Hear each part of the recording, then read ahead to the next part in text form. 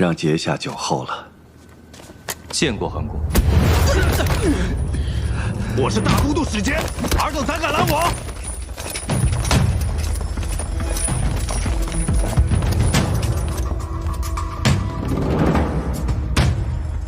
韩公可知瞒着大都督，私下结交崔乙，是何罪行？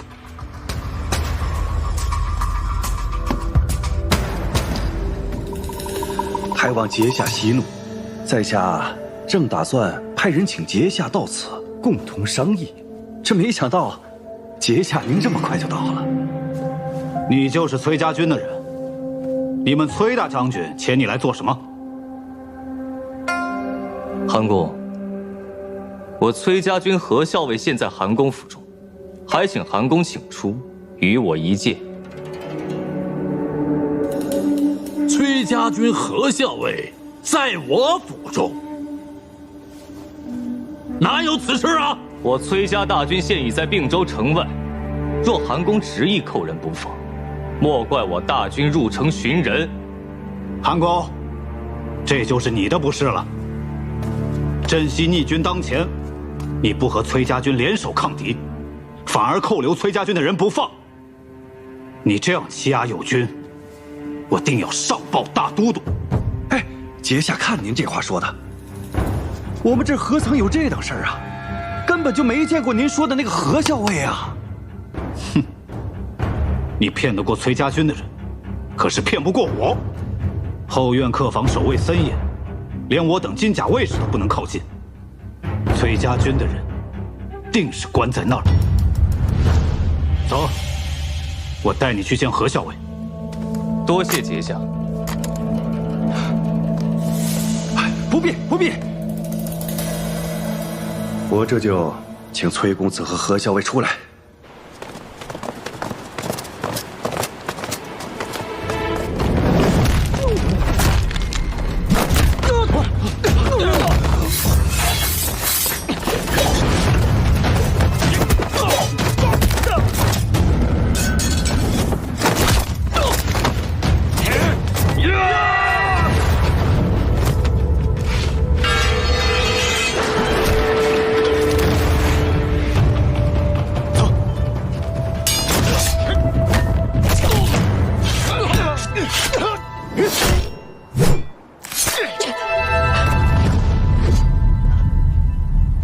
公子，怎么样，撑得住吗？公子，公子这是何必呢？只不过是想请二位赴宴而已。若公子见了客人，必然欢喜。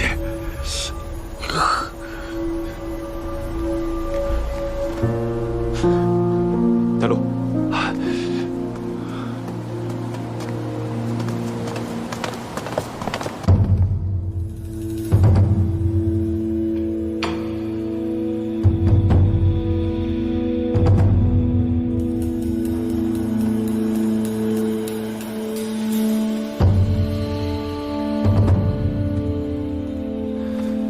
主公，崔公子到了。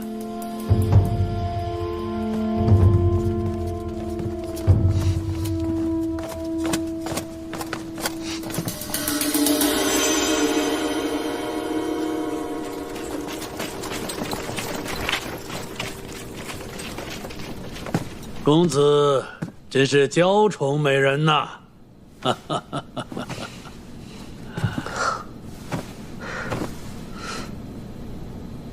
今日欢宴一堂，韩某何其有幸。崔公子，这位是大都督遣来的使节。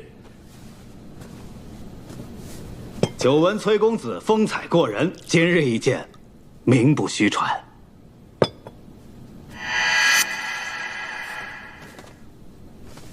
见过公子，崔家军现有数万人已在并州城外，任凭公子差遣。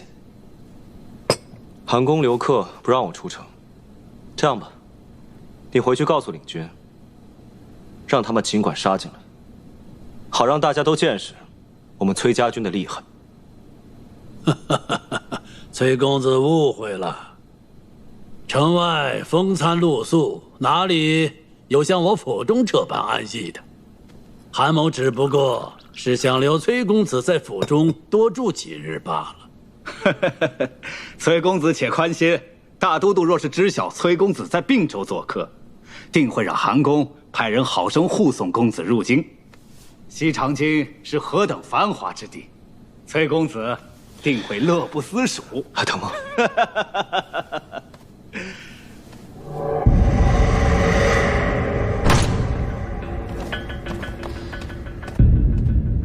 我代大都督邀崔公子入京，崔公子如此目中无人，是看不起我们大都督吗？息怒，息怒！崔公子爱美人，不过少年心性。我可是大都督的使节，是同大都督出巡，你这般傲慢，是想谋反？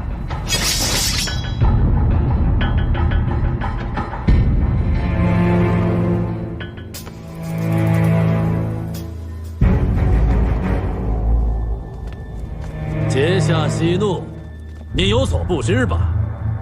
此何氏女，乃崔公子心爱之人。既然如此，那就让这位何氏女入京献舞，为大都督祝寿。阶下此话何意？可是羞辱我崔家军。他脚伤了，跳不了。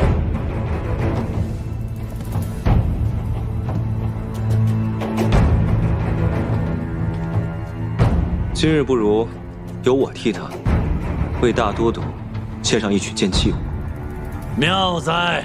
哈哈哈哈！不意今日竟有如此眼福。来人，上剑！不必了，借韩公佩剑一用即可。崔公子有所不知，韩某这把剑乃君子佩剑，未曾开封啊。无妨，我不过是舞剑，又不是杀人。哈哈哈哈哈哈！公子说话风趣得很。哈哈哈哈哈！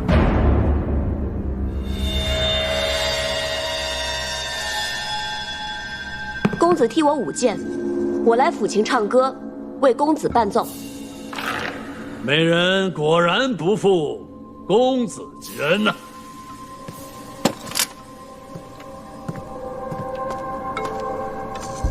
公子，请。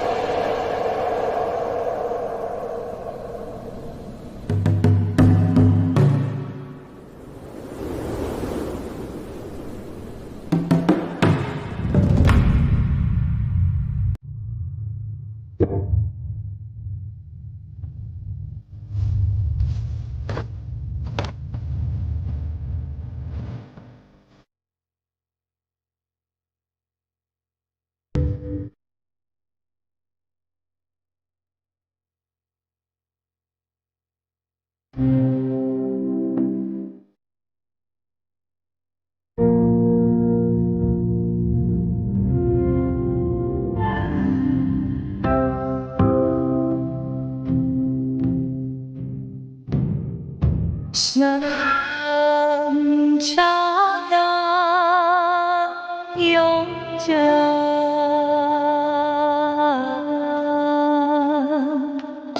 我的思如水。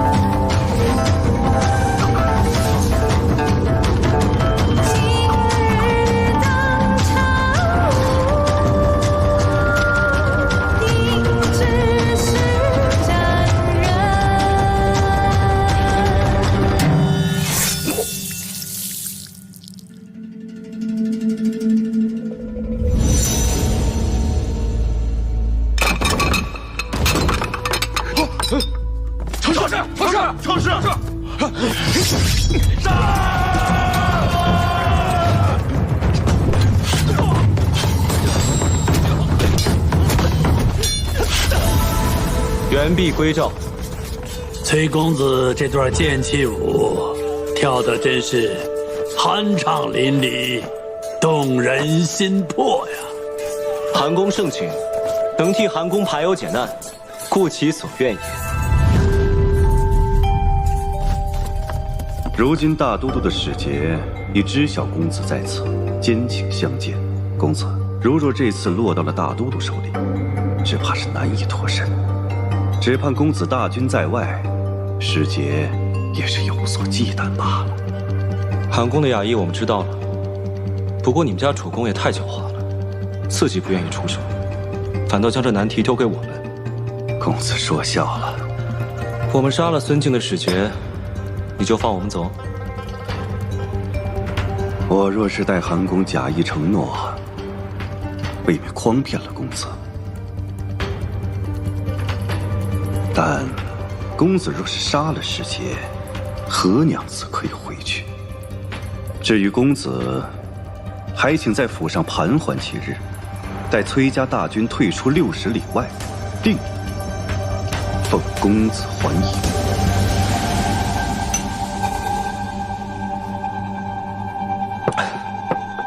韩公，欢宴虽好，终有聚散。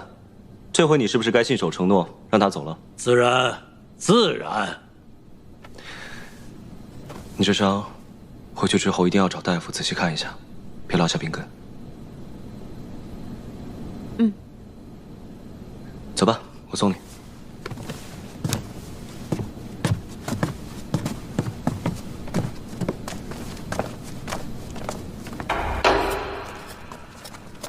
谢谢。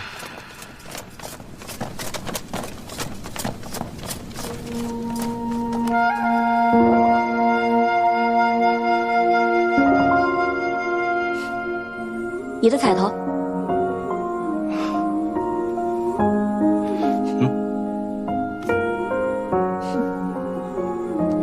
哎呀，你说我这大好头颅，他若是没有了，也不知道会不会有人为我哭。我可不会哭啊。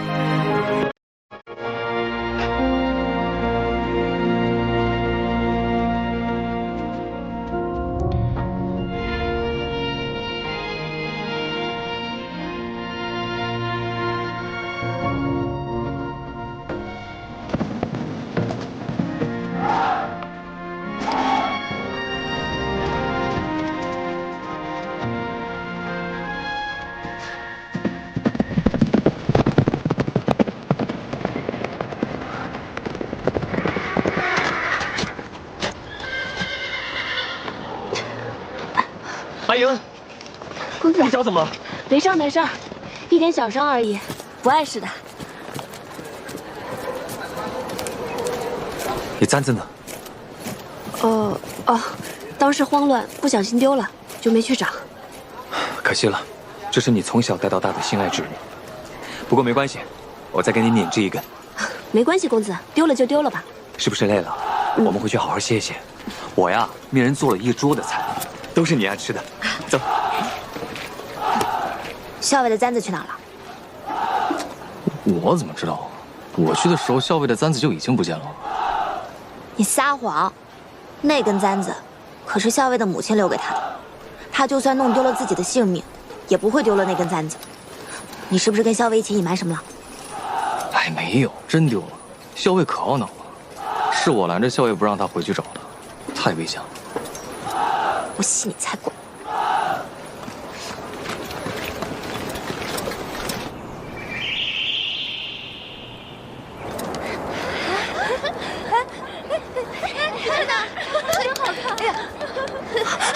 还能再放吗？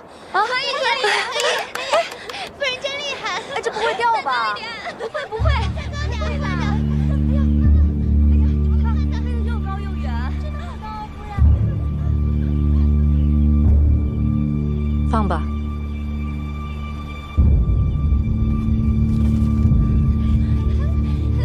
起来了！不会掉下来吧？真好高啊！起来了，真高啊！哇，夫人真厉害！哪来的纸鸢啊？就是啊。大夫人小心！哎，走。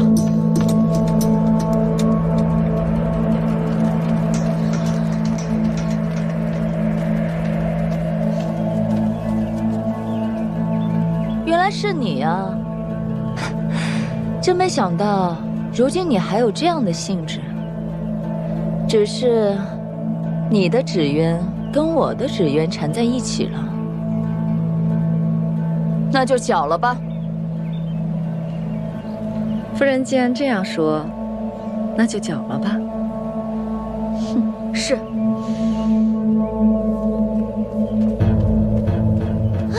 你干什么？我的这只纸鸢乃大都督所赐，不能有失，所以也就只能搅了魏国夫人您的纸鸢线，还望魏国夫人见谅。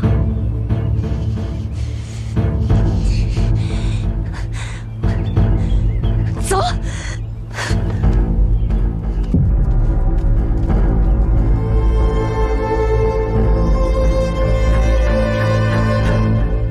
这个萧氏好生无礼啊！他以为自己还是太子妃吗？见到夫人您也不行礼，您可是大都督的正室夫人啊！萧氏不过是仗着从前与主公有旧，如今主公对他也有几分怜爱罢了。哼，这种朝秦暮楚、水性杨花的女人，我不跟她一般见识。娘娘，魏国夫人乃大都督正妻，娘娘如今处境尴尬，为何因如此小事激怒魏国夫人？要将身怀有孕的姜氏送出宫去，便要借魏国夫人之手才行啊。一把缺了口的钝刀，要是使用得当，也可以割开最严密的牢笼。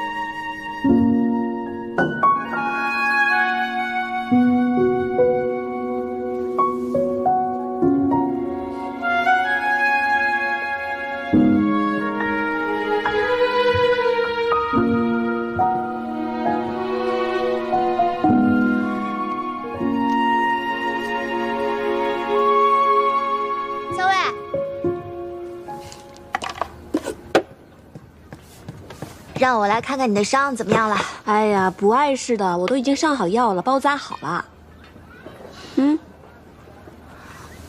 行吧。不过后面几天咱们还要继续上药，不然留下病根可就不好了。好，都听你的。对了，桃子，这一次我见到了那个皇孙李逆，就是之前在山寨中你想一箭射死的那个人。是他呀？你之前不是跟我说那个李逆应该是镇西军的幌子，8成是个一无是处的草包吗？之前倒是我想错了，这个人精明厉害，十分能干，还特别聪明，倒是我们呀不能掉以轻心了。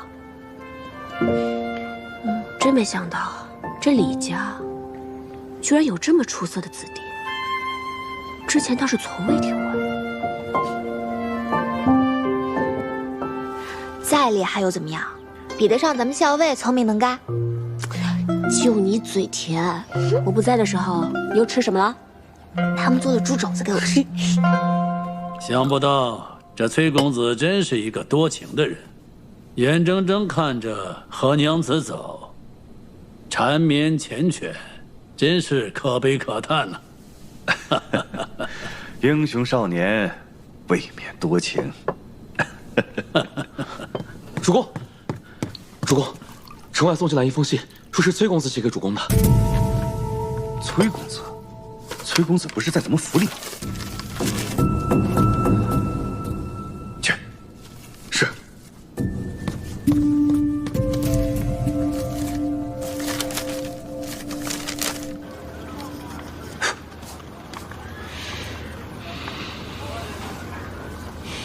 公子，校尉来了。阿莹，我说我去你的营帐，免得你受了伤，还要走动，小心。不打紧的，都是皮外伤。既然在军中，还是我到公子帐中议事比较好。按规矩来。万幸啊，你现在平安回来了。对了，现在的形势，你怎么看？这回镇西军虽然夺下了望州，但是如果没有并州跟建州，他们也无法再向潼关靠近一步。至于西长京，更是遥不可及了。你所言甚是，我也是这样想。我是觉得，既然大军在手，不如攻下并州。只要并州、建州在手，无论是那位孙敬还是那位李皇孙，都得看我们崔家军的眼色。公子，这回我倒是见到这个李皇孙了。其人不可小觑，而且是生平罕见的对手，倒是咱们要注意防备了。他到底是一个什么样的人？竟让你说出这样的话来！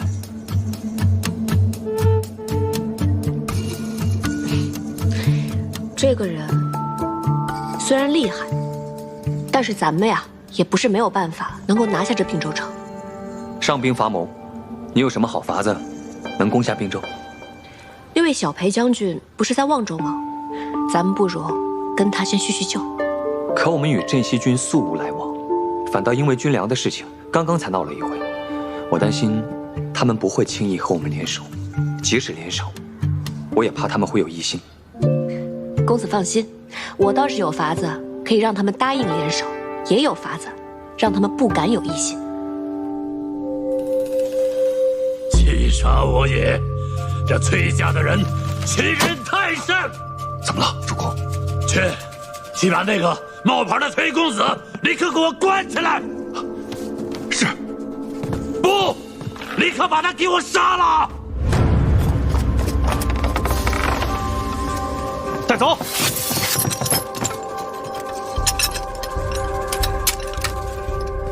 你还有什么好说的？韩公，实不相瞒，我乃崔公子身边的伴读，受他之命来这城中与你商谈重要之事。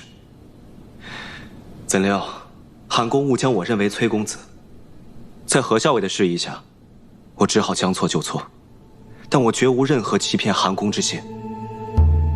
我为崔家出生入死，却没想到今日被他们出卖，更没想到成为弃子。既然你知道自己是弃子，你还有什么用处？韩公，既然崔家不仁，那我就不义了。我有一计，能解韩公燃眉之急。哦，我知晓崔家军日前劫了镇西军的粮，镇西军缺粮缺得厉害，对崔家也是恨之入骨。韩公不如派人前往望州，与那李皇孙商量商量，两军联手灭了崔家大军，韩公解围，镇西军得粮。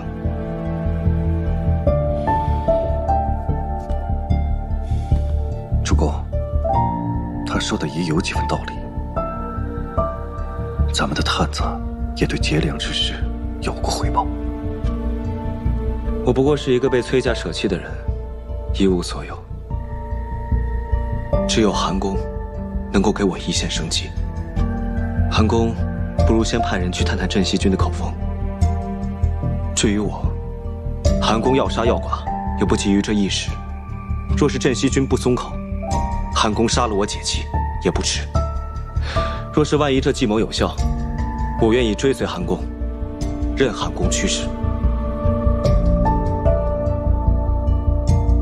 把他押下去，关起来。走。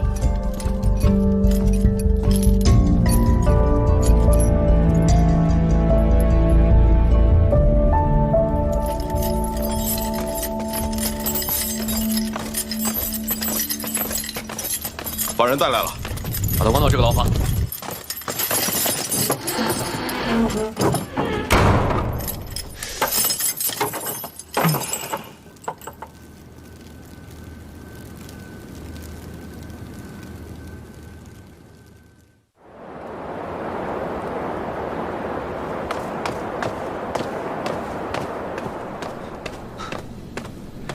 小裴将军，找到17郎了。是吗？在哪儿？崔家军派人来报，说17郎在并州城韩立府内。他在那儿干嘛？我接着问，他就不愿意说了，说要当面见你，亲自来禀报详情。当面见我？什么人？是一个特别凶的姑娘。这个小姑娘是又会下毒又会打架，十分泼辣厉害的。见过小裴将军。免礼吧。我家何校尉遣我来见小裴将军。李皇孙的下落是我们崔家军送给小裴将军的一份大礼，以此来展示我们崔家军的诚意。说起来，这李皇孙和我们校尉也是颇有缘分。在这之前，我们家校尉救过李皇孙几次，这一次呢，也不忍心看他殒命，所以我们崔家军才愿意和小裴将军联手，一起救助李皇孙。是吗？我家校尉说了，我这么说的话，小裴将军80%是不会相信的。但是您可以遣人去并州城一探究竟，就知道我们说的是真的还是假的。小裴将军，小。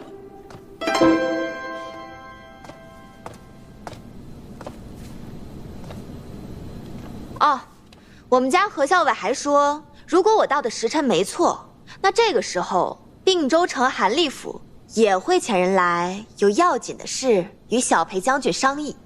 不知道是不是韩立遣人来了？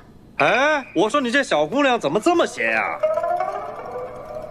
真是韩立府遣人来了。是的。看，我们家校尉算无一策。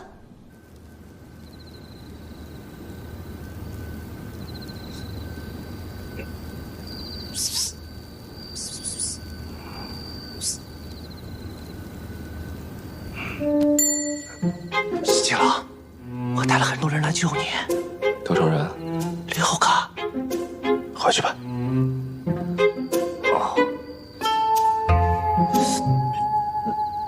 又怎么了？我今天不知道怎么了，总觉着肚子不舒服，闹肚子。赶紧回去吧。好。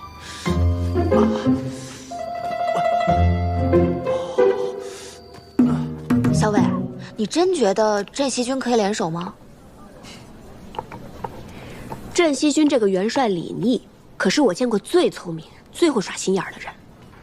就算你把他全身都锁上铁链，装到箱子里，绑上石头，再沉到河里，一眨眼的功夫，他都能从河里冒出来，然后再笑嘻嘻地坑上你一把。这样的聪明人，当然可以与之共谋了。那你为什么笃定那个李皇孙就一定能够说服韩立请人去见裴元？哼，这个李逆最擅长的就是死里逃生了。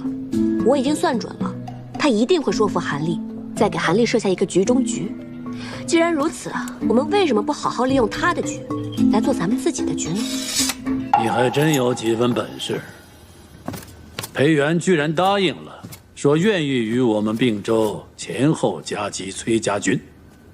不过呢，他有一个条件，除了崔家军粮草归他所有之外，他还要借道建州南下。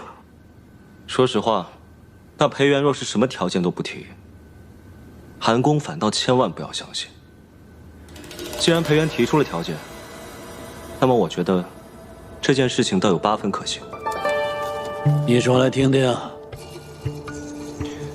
韩公可以假意答应借道，建州地势险要，韩公手中的守军可以借助地势以一敌10，待镇西军进入了霞洛谷，前后这么一夹，便可重创镇西军。先灭崔家军，后重创镇西军，届时只怕是远在京城的孙大都督也奈何不了韩公您。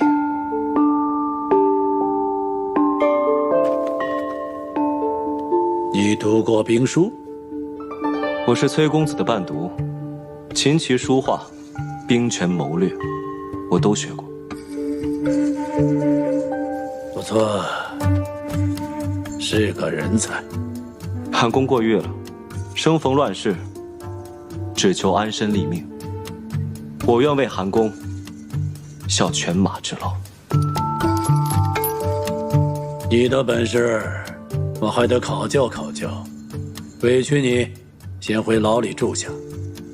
日后我真重创了镇西军，我会马上放你出来，让你做我的幕僚。谢过韩公。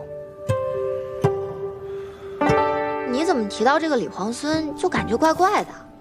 哪里怪怪的？你好像恨他，恨得有点牙痒痒。那可不是吗？那既然如此，为什么还要救他？哼，这么有趣的人，死了多可惜啊！这倒也是，我还从来没听过你这样说一个人，更没听过你说任何一个人是你的对手呢。谁是对手？公子。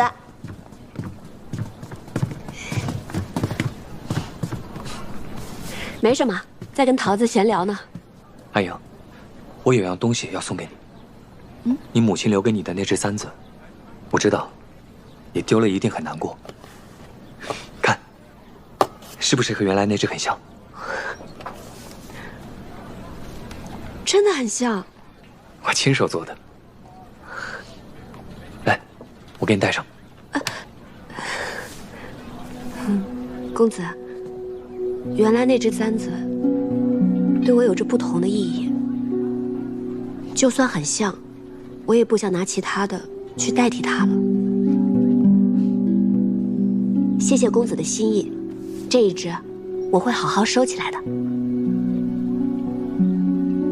好。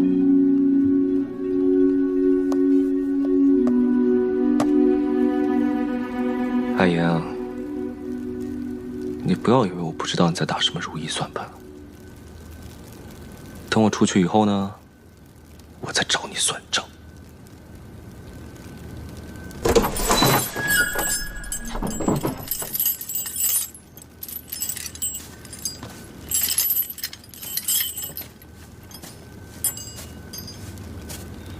韩公让我来看看你，怕你在这儿心里委屈。多谢韩公。多谢吕先生，不委屈。我是崔家军的继子，承蒙韩公开恩，留我这条性命，又肯听我几句谋划，感恩都来不及，谈何委屈呢？好，我就知道你是个豁达的人。今天我带了好酒，喝2杯。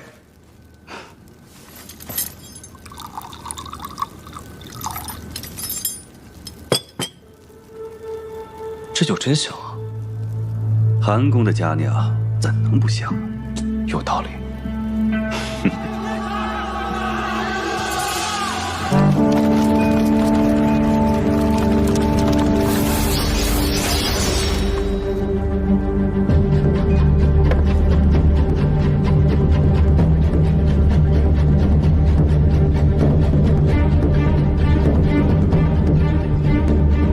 传令，攻城！咱们这次打仗啊，是骑马冲锋，比上次打望州还带劲。老三，你骑过马吗？我骑马那会儿，你还玩泥巴呢你。拿下并州，冲！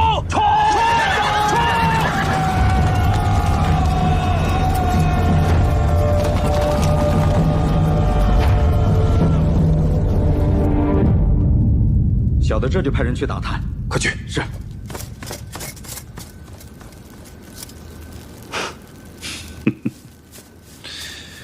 来，咱们呢，先把这杯酒干了。以前都有得罪，往后啊，还要多多请教。请。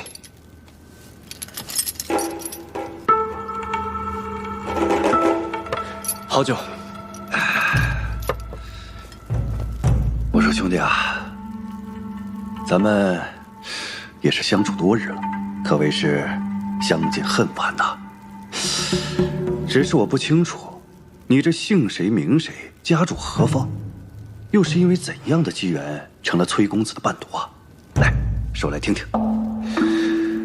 哎，这个嘛，说来就话长了，须得再等等才能细说。哦，这何以还要再等一等啊？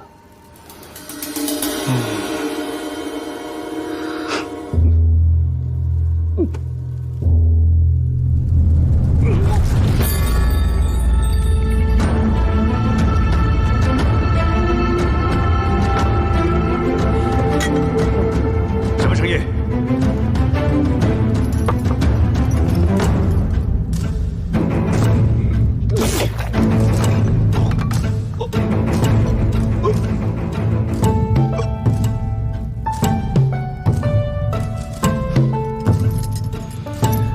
现在可以告诉你了，我叫李逆，排行17，先帝之孙，梁王之子，镇西军主帅，平叛天下，杀尽逆贼，记住了吗？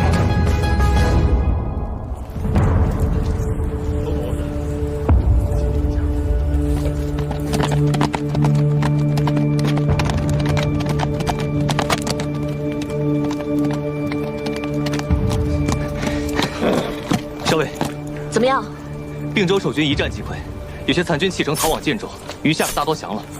目下正在清剿俘虏、粮草、印信等诸多要紧事务。擒住韩立没有？韩立见势不对，在亲卫拼死护卫之下逃走。不过属下已经命人四处搜检，城门已闭，他定然还未逃出并州城。听着，一定要在镇西军之前拿下韩立。是。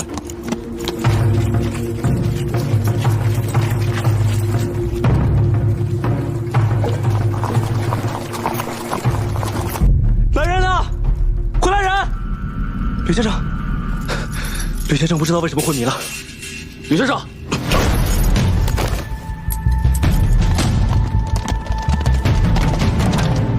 听这个音乐。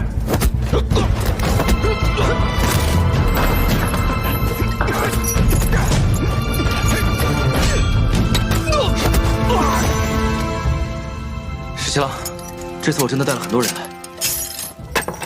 韩立呢？抓到没有？我跟崔家有个约定，谁先抓到韩立，并州就归谁。两军一交战，韩立就跑了。啊，不过老包已经去追了。走，捉那老狐狸去。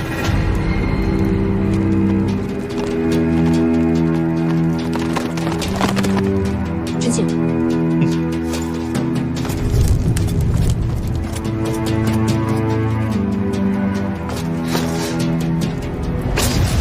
校尉，车中并无韩立。果然狡诈。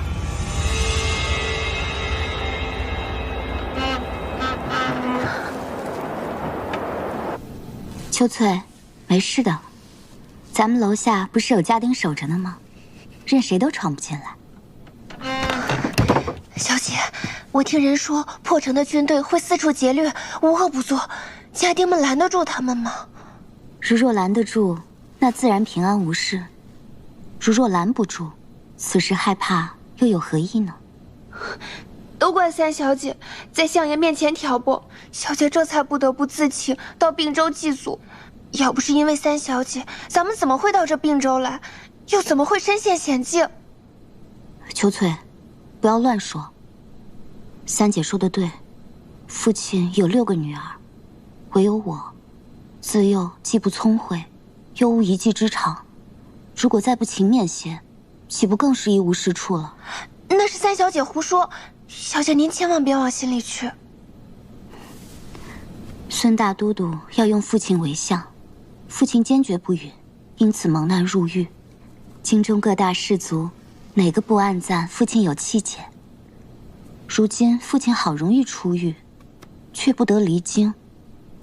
我可以替父亲回并州祭祖，是我的福分。小姐这般，何时才有出头之日啊？如今连府中那些下人都敢给小姐脸色瞧。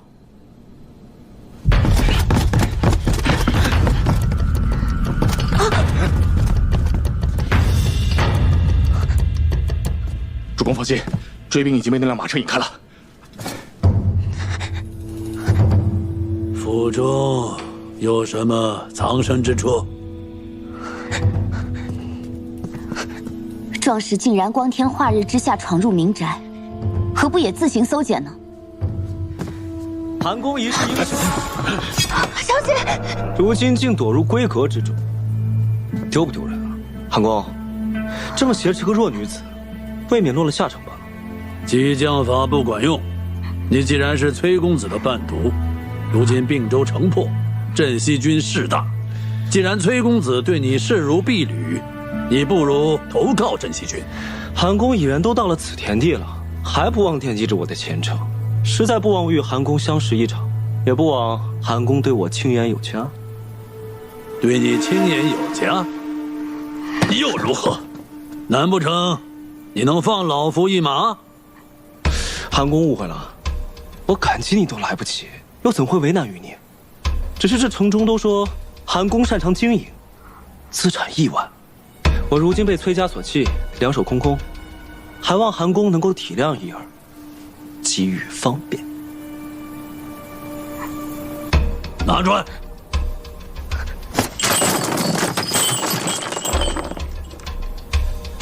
这些珠宝价值连城，你不如拿了去投靠镇西军。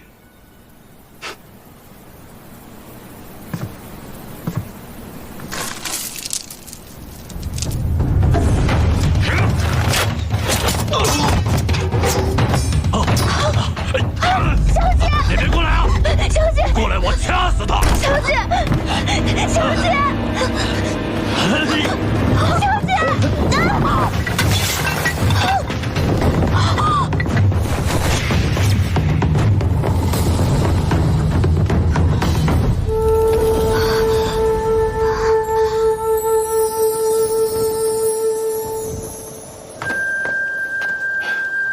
姑娘，多有得罪。多谢公子相救。别动啊！小伟，要不要动手抢人？愿赌服输，我是输不起这口气的人吗？小姐没事吧？小姐，快点，过来！沈新郎，终于抓到这只老狐狸了。喂，你们崔家军来晚了，韩立是我们的了。恭喜李皇孙！既然李皇孙已经抓到了韩立，那我们跟你的约定，自然是算数的。这并州城，就归你们镇西军了。承让承让。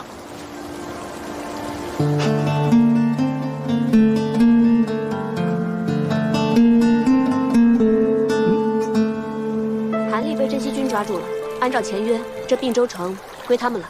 什么？你何时跟镇西军做过这种约定啊？这怎么成啊？何校尉，你为何不早说？此事他早就禀明于我，是我让他这么做的。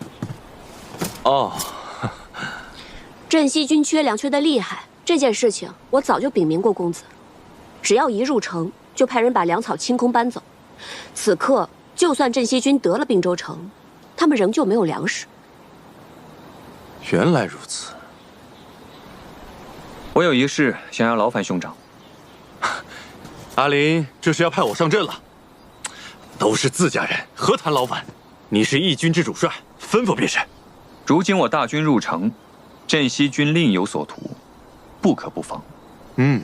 我想劳烦兄长率军驻扎城外，若是城中出了事，你在城外也好策应，以防万一。驻扎城外啊？阿林做此决定，定有你的道理。我这就率军出城扎营。辛苦兄长。都是自家人，客气什么？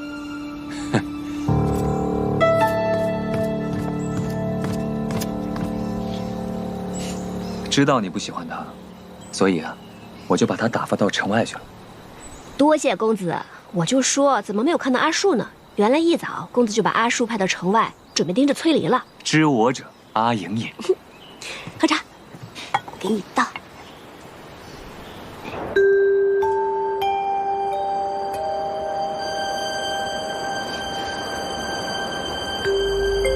有种再说一次。行，你耳背，我就再说一遍。你们崔家军马上交出无理弩寇的粮草，全部推出城外。我们镇西军乃是天子宽和仁义之师，看在咱们同为天子秦王的份上，就让你们在并州城休整一晚，再离开，怎么样？我们镇西军够仗义了吧？并州城是我们打下来的，粮食先入城者可得。虽然我们与你们有约在先，但也是你们占了并州城，凭什么让我们把粮草给你们？以为拍桌子，老子就打你吗？并州城是我们两军一起打下来的，没有我们镇西军，韩立早跑回建州反攻并州了。你真敢说？我说了，还我粮草！你再说一次！你是正2倍还是加2倍啊？若不是我们率军攻城，你没有时间抓韩立。还我们粮草，滚出并州城！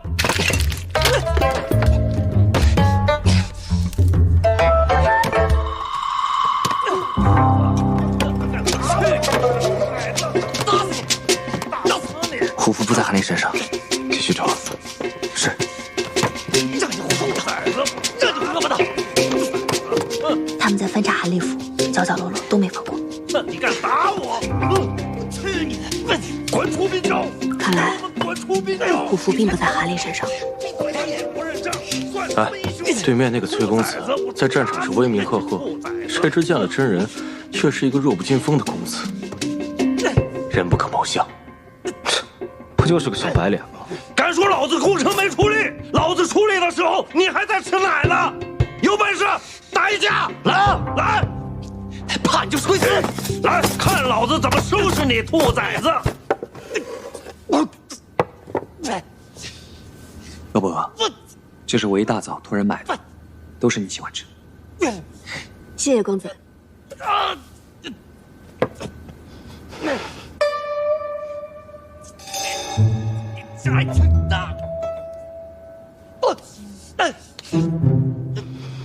好吃。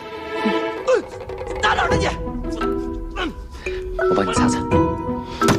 住手！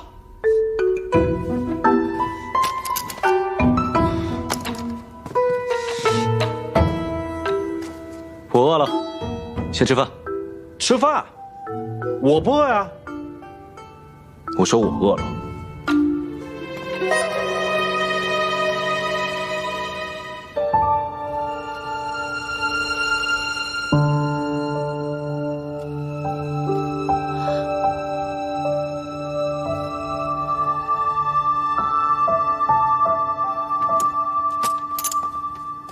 哼！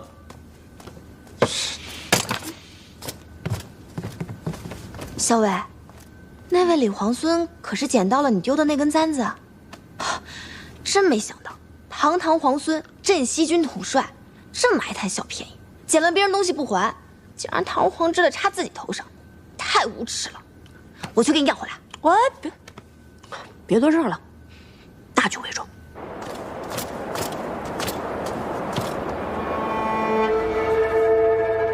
何校尉的簪子不是说丢了吗？为何会在李念那里？是何校尉送给他的。七夕灯会向来是并州一大盛事，这2支大军都在并州，这拜帖送来，不知哪一家能答应啊？哎，只盼不要有纷争才好啊！把你们小白脸公子叫出来！什么小白脸？我看你们镇西军才是吃白食的小白脸。2派大军闹成这样，迟早会打起来，城中无法安定，遭殃的是咱们呐！二位久等了。啊，不敢不敢。我家公子说了，并州城大局初定，人心惶惶之际，正是需要举办一场热闹的灯会，百姓们放了心，日子才能过下去。百姓们过得好，才是我们起兵勤王的初衷。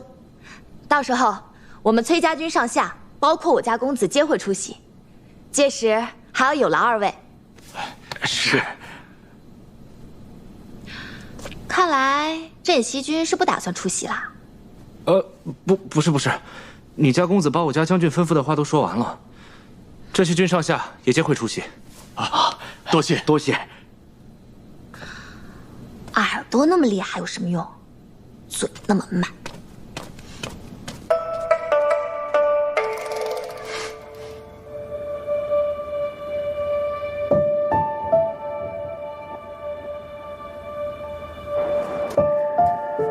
皇孙为何会到此处来？我有事情要请教何校尉。他不过我军校尉，若是军务，皇孙不妨直接告知于我。那小事而已，不必劳烦崔公子了。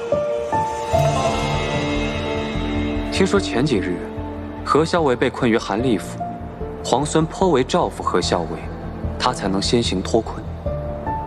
皇孙这般相助，我应当好好设宴，感谢你才是。你们崔家军是秦王之师吗？应该的。哪里？我与何校尉自小一同长大，情分非比寻常。皇孙如此照拂何校尉，就等同于照拂了我。我就知道你会来找我。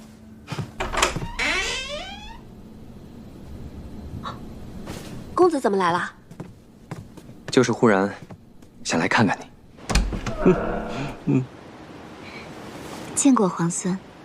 年里，今日事起仓促，姑娘没有受伤吧？需要找个大夫瞧瞧吗？方才军中小裴将军已嘱咐大夫来看过，幸儿只是有些小小擦伤，无碍的。妾是特意来谢过皇孙的。今日若没有皇孙，妾早已命运黄泉。不必客气，举手之劳而已。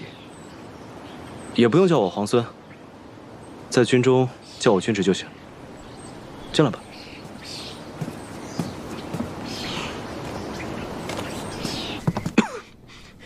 天气已经转凉，公子穿这么单薄就出门，难怪会咳嗽。要是让桃子知道，又该埋怨公子了。无妨。今日我从旁观察，那位李皇孙的确如你所说，是一位难得的将才，不容小觑。李逆的确是谋略过人，镇西军能征善战，若是能与之联手，必定是事半功倍。但如果彼此成了敌人，说实话，如果有李逆这样的对手，恐怕咱们是占不了什么上风的。镇西军为秦王的名头给居住了，无论如何，不至于与我们为敌。无远虑，必有近忧。你可有家人在这城中？我让老鲍派人送你回去。魏相将军明言，妾家姓顾，小字婉娘，本是京都人士，月前奉父亲之命回并州老家祭祖。并州顾家，我记得顾相也出身于并州顾家。听闻在朝上大骂孙敬乱臣贼子，后被下在狱中。那便是妾的父亲。后来孙敬为收买人心，将家父从狱中放归，软禁家中。妾因此请命回并州祭祖，替父亲祈福。原来你是顾相家的小姐。家国倾覆，亲长险遭不测。幸而今日得见镇西军，真乃军威赫赫，所向披靡。妾愿将并州家中存粮献与镇西军，望将军旗开得胜，早日收复京都。这样不仅天下百姓得救，妾的父亲也有救了。顾相忠义，顾小姐又有献粮义举，不愧是忠良之后。婉娘有一事相求，望将军务必答应。顾小姐尽管开口。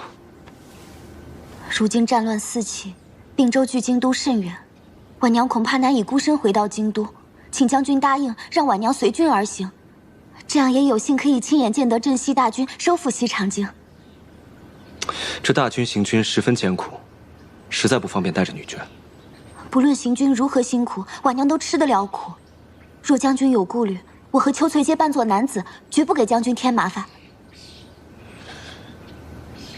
我还是派遣一队人马护送你们回京吧。将军忙于军务，婉娘亦不愿将军再分兵保护婉娘。只要将军答应让婉娘远远跟在大军之后就行。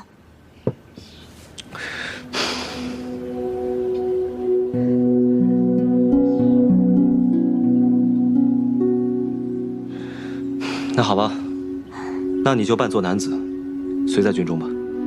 多谢将军。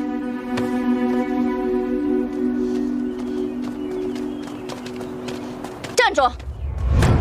拦住他！没规矩的东西！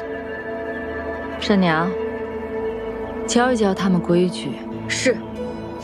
太子妃为内命妇，超品；国夫人为外命妇，一品。太子妃品质远超国夫人，国夫人如见太子妃，须行叩拜礼。怎么，这意思我还得拜礼了？魏国夫人为大都督之妻，大都督功高勋重，太子妃说了，魏国夫人入宫可免礼。我是太子妃身边的女官，正6品。你是魏国夫人身边的婢女，5品制。怎么，一个5品制的婢女想在宫里对6品的女官动手？你这是尊卑贵贱不分，毫无规矩。好一个伶牙俐齿的贱婢！国夫人谬赞了，大都督何等谦逊有礼。国夫人如今出入宫闱，必也得明规矩，守礼仪，方不惹人耻笑。耻笑？我倒要看看，现在谁敢耻笑我！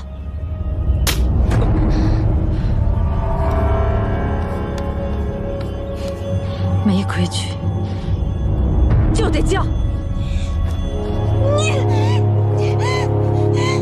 你个贱人！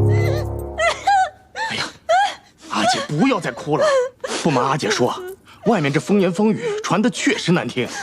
可毕竟这萧氏是先太子妃，先太子既然已经自强，他若是个懂事的人，就该训了先太子。即使不训，也应该出家入道，为先太子守节。不过大都督如此英明睿智之人，怎么偏偏被这萧氏所迷惑？他定是给你姐夫下了蛊。你想想，这么多年，在这府里上上下下这么多的姬妾，他何曾偏宠过一人？再这么下去，可怎么了得啊？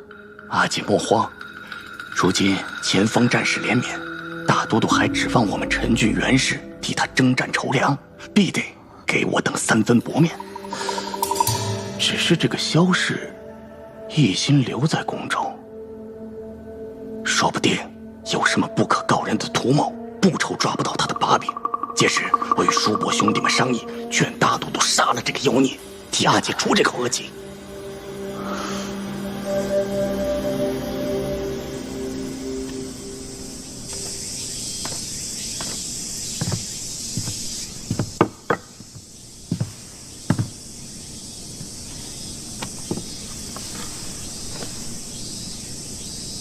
下去吧。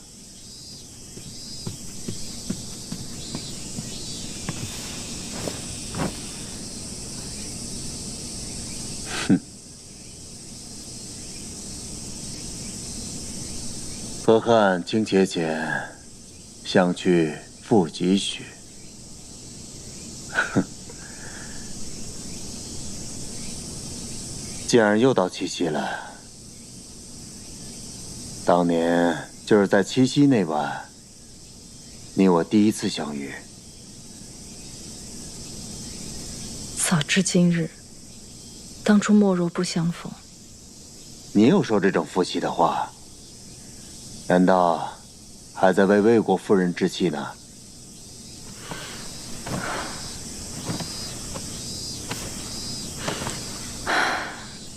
我在宫里待的时日长了，这种事儿见多了。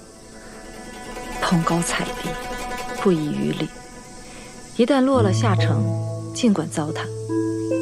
今日魏国夫人掌过我的女官，我若不还手，哪一天她还会下令镇杀了我？难道大都督会为了我为难你那堂堂的正妻吗？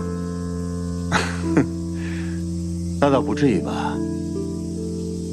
陈郡元氏乃大都督的妻族，大都督一向倚重，妾今日得罪了魏国夫人，自请出宫去修道，也不在这儿碍旁人的眼了。哼，你倒是激将起我来了。嗯，妾怎敢激将大都督啊？妾就怕继续待在宫里，有一天不明不白的死去，还不如出去修道，免得聒噪。那我倒要看看，天下哪间道观能搁得住你啊！哼，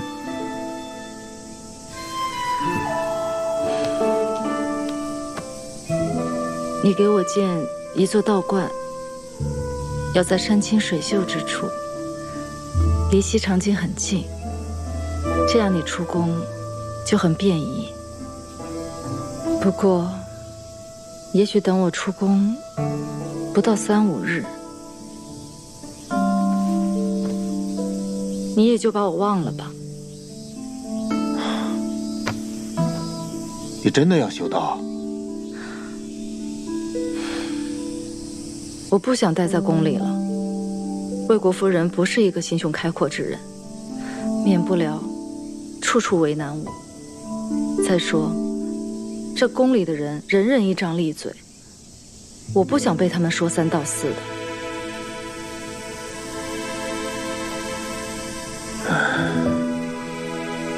修道的事儿，你就别想了。不过，你身边的那个慎娘，看着就是个有福气的人，不如就让她带你出家吧。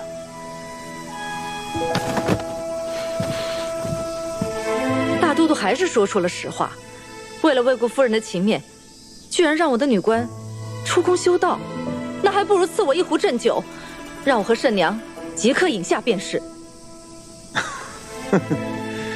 她是你的女官，冲撞了魏国夫人，总要个交代吧？那魏国夫人的婢女呢？是她冲撞了我，难道也要让她出家修道吗？你看你，什么事情都要掐架要强的。大都督若一视同仁，处置那婢女，我就让慎娘出家修道，否则免谈。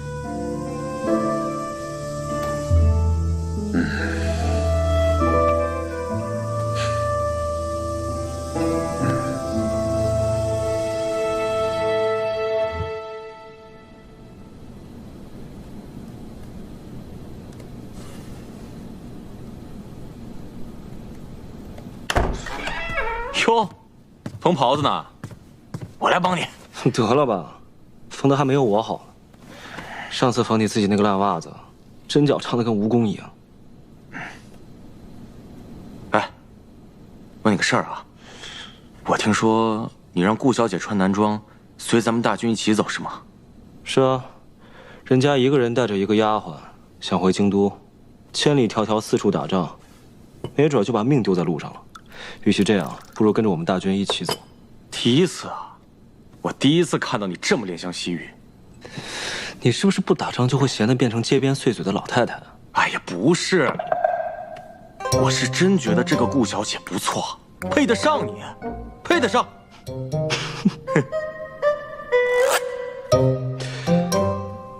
原来是你看上人家顾小姐了。我照我说，我跟裴大将军写一封信，替你求亲。哎，不是，这胡扯什么呢？明明是你好不好？破天荒了，让一个女流之辈在咱们大军当中，现在还和我东拉西扯的。女流之辈怎么了？你看人家崔家的何校尉，机敏狡黠，善于用兵，胜过世间不少男子。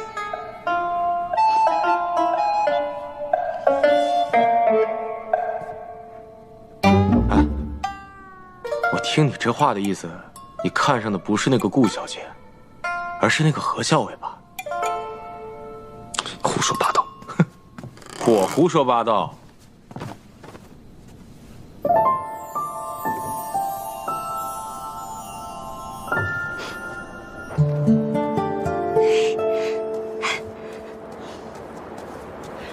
校尉，校尉，风车，你留在客栈的风车我给你取回来了，快给我看看。哎，不过校尉，就这么一只风车，你怎么还巴巴的留在客栈柜台上，又特意让我去取回来？你看，这不过就是市面上卖的小玩意儿，既不精细也不值钱。哦，还破了，留着干什么？破了，啊，你看。交给掌柜的时候明明还好好的，一定是没有给我好好仔细保管。啊，这也来了。嗯。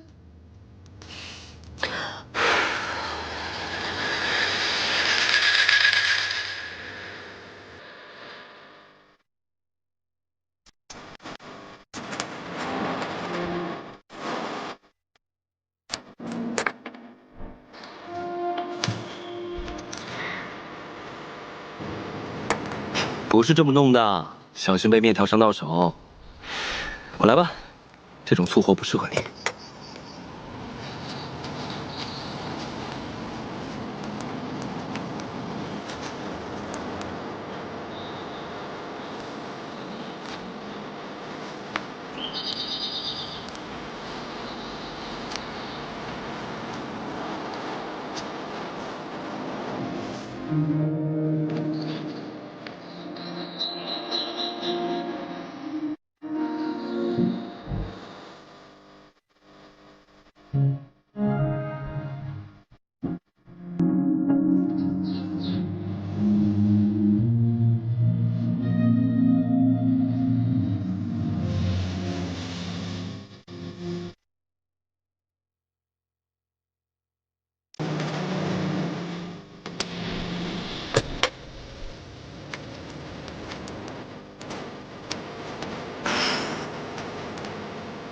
好了，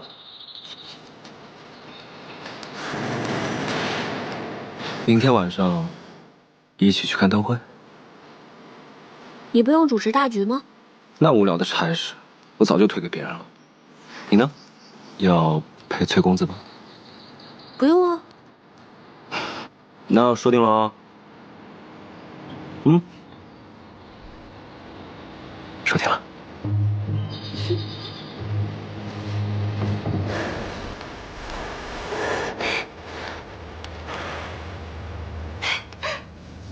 小薇，你把风车修好了？是啊。小薇，咱们晚上一起去看灯会吧。晚上我还有事，就不去了。是要陪公子去主持灯会吗？众目睽睽坐在灯棚底下让人议论，我才不去呢。那小薇有什么事吗？我是怕那个镇西军会另有计划，我得去探探他们到底有什么动作。好，那我陪你一起去，给你做个帮手。啊，不用了。你去帮我看好镇西军的那个谢长耳，这个人不但是李逆的亲信，还能听风辨物，你可得把他看牢了，不能让他有机会暗中行事。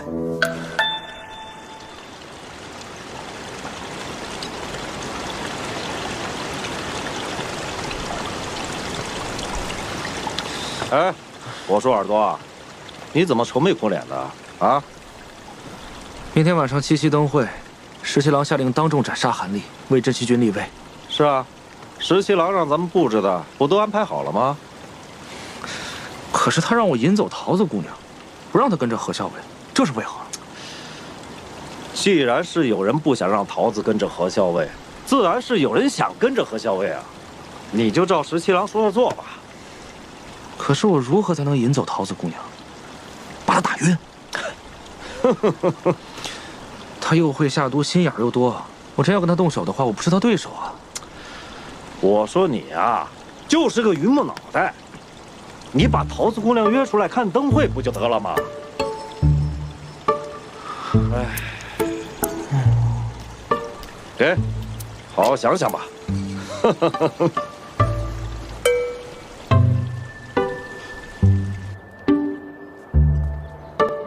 桃子姑娘，桃子姑娘，今天七夕灯会，不如我们一道赏灯。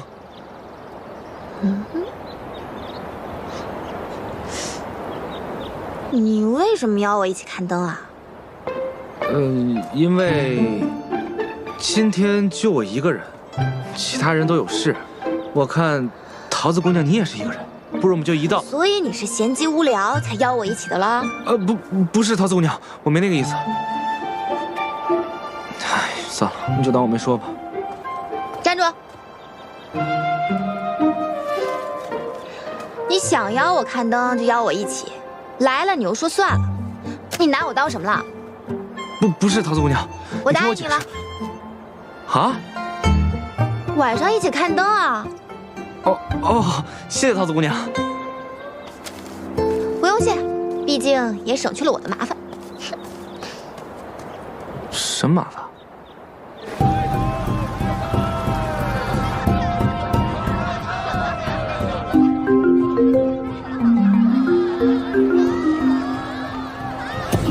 小心！今天怎么想起来这样打扮啊？太好看了！为了出来看一看，当然是要换身装束了，这样才好降低别人的防范之心啊！真高明。走吧，去办正事。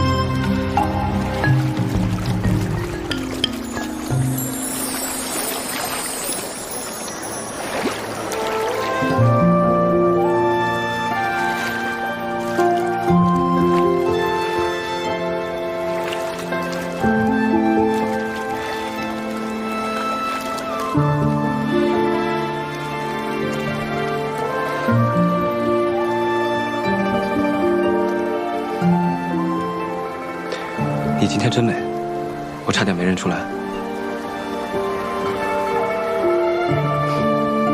请。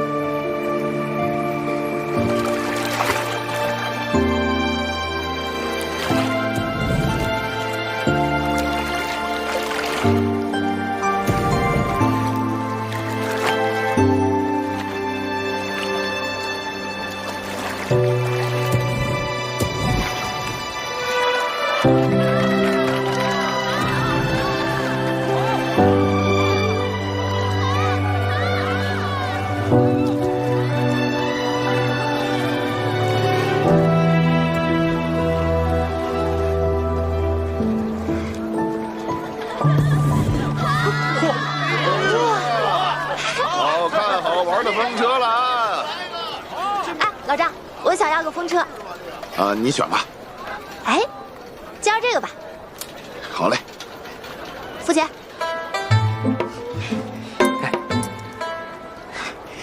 你喜欢风车啊？那倒也不是，不过我们家校尉有个风车，插在书架上，他每天看到那个风车，心情就可好了。上一回风车坏了，他还不肯扔，特意精心修补好的。但这个风车也不贵啊，才2文一个。啊，就是嘛，我也是同他这么说的。我说，要不然我陪你买一个新的吧。但是他说我不懂，说什么风车不能自己买，要别人送的才有趣。所以刚才我看到那个人，我就想，我也一定要别人送我一个。我倒是要看看，别人送的风车到底是哪里有趣呢？所以你才要我花钱给你买？给本姑娘买风车，你应该觉得很荣幸吧？荣幸荣幸。不过这别人给买的风车，到底哪里有趣？我怎么看不出来？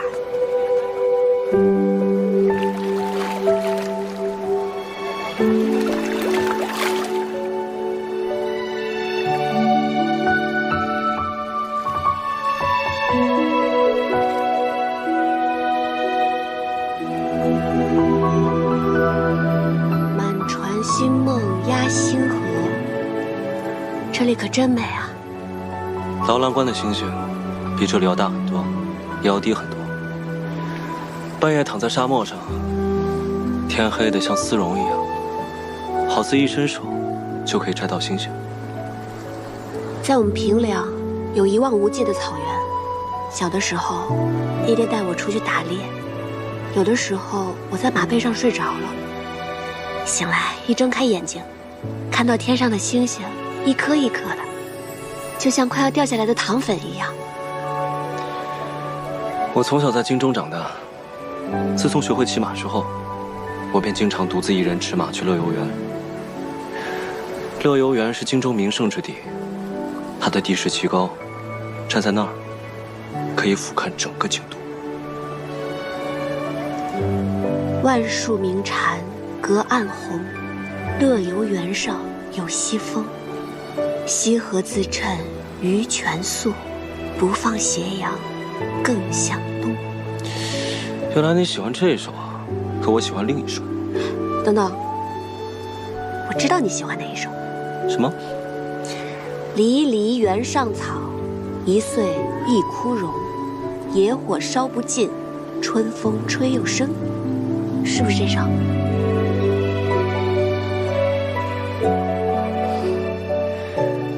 你怎么知道我喜欢这一首啊？知己知彼，百战不殆。因为我知道李皇孙是这样的人，所以我就知道你会喜欢这首。何少尉可真厉害啊！知己，我喜欢。胡说，我又没说过我是你的知己。我又没说你说了你是我知己。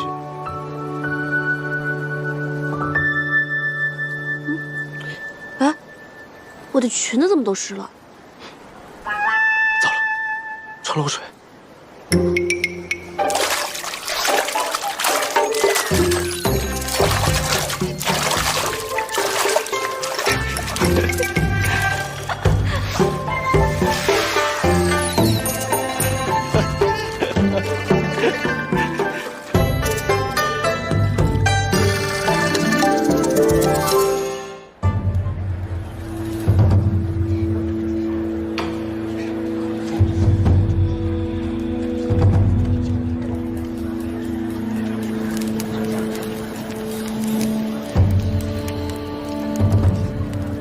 崔公子、裴将军莅临七夕灯会，令并州蓬荜生辉。老朽斗胆，请二位为七夕许愿灯赐字，请。我们先写吧，来，把灯拿上来。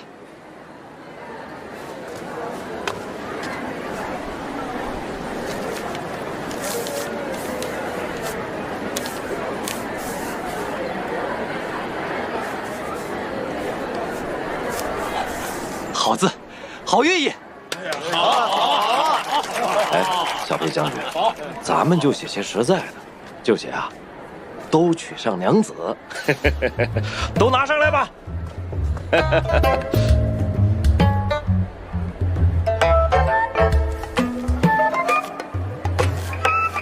哎，咱们镇西军上下都是光棍，简直一支光棍军，连这个愿望都不给许啊！风调雨顺，风调雨顺，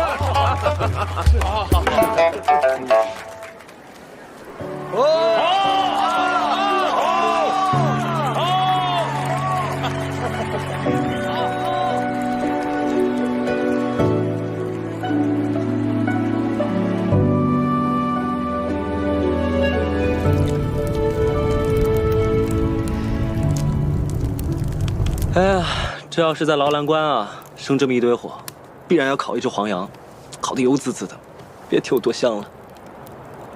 小的时候，阿娘也经常在火堆里面给我烤芋头吃。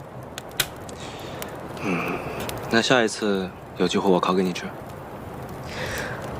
说的我都有点饿了。走，带你吃东西去。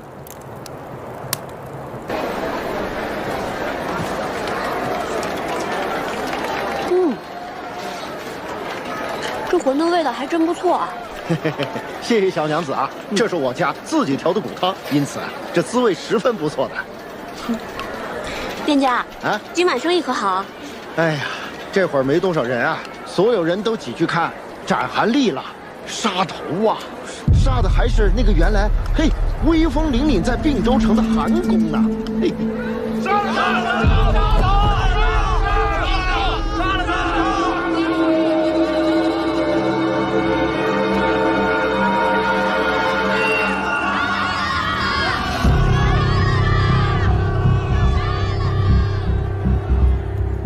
公子，都已安排妥当。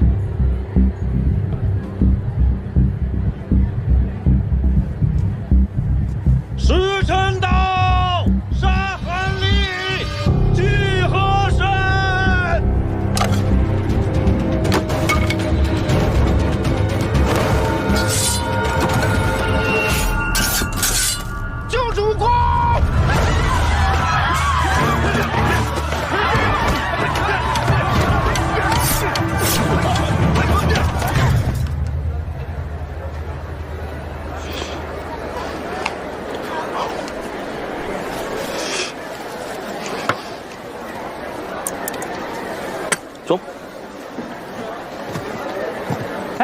两位，看看我们家护腕吧，这可是上好的水牛皮啊！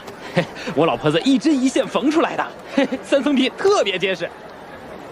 公子啊，您是习社之人吧？带上它再合适不过了。还不错。小娘子，给你夫君买一个吧。哎，我都帮你修好了风车，你是不是应该送我一样东西啊？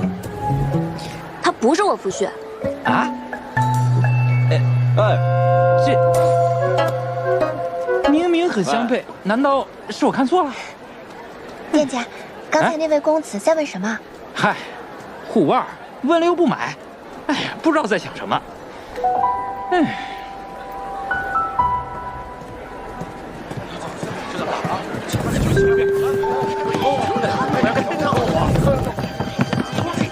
看来皇孙算无一策，另行安排了一场大戏啊。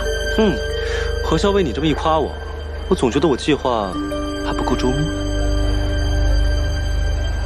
蓝河水十8弯，1弯就是那银松滩，银松滩里鱼儿。石七郎，石七郎，石七郎，石七郎，怎么弄成这样？没事。石七郎，怎么样？该杀的杀，该抓的抓，一个不落。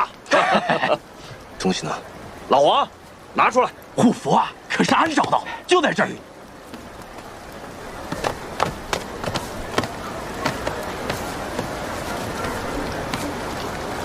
就在这儿呢。这些人，他们也太笨了，连引蛇出洞都不懂。不是他们笨，那是石七郎太聪明，太笨，太聪明，太笨，太聪明。东西找不见了。哎，你不是放怀里了吗？你刚说要借虎符消消杀气，你快找找，放哪儿了？哎，老二是不是在你这儿？没有。既然你们崔家军螳螂捕蝉，黄雀在后，也不必藏着掖着了。陈醒。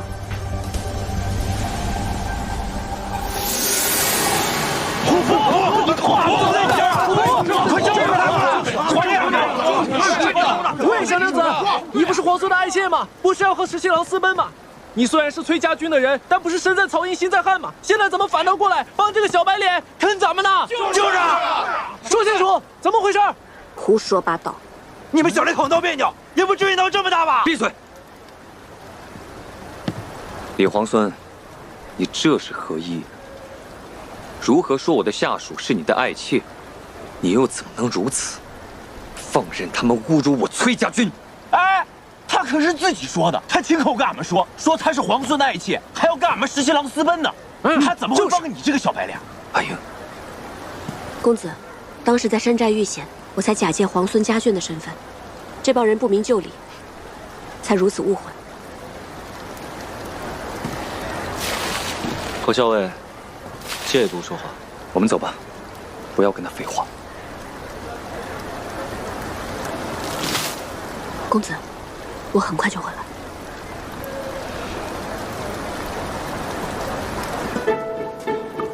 你怎么猜到的？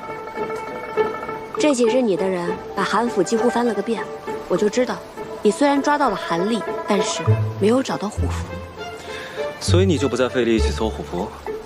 韩立这个人多疑狡诈，既然没有随身携带，又把韩府整个翻了个遍也没有找到，那他肯定就是放到了自己最信任的亲信身上。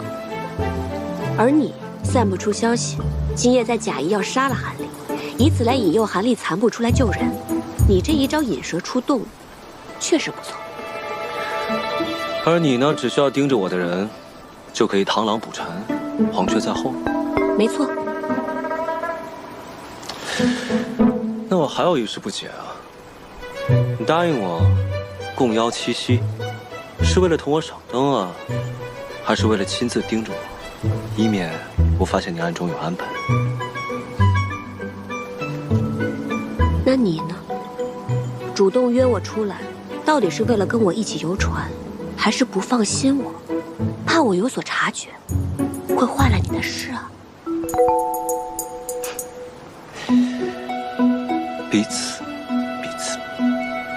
承让，承让。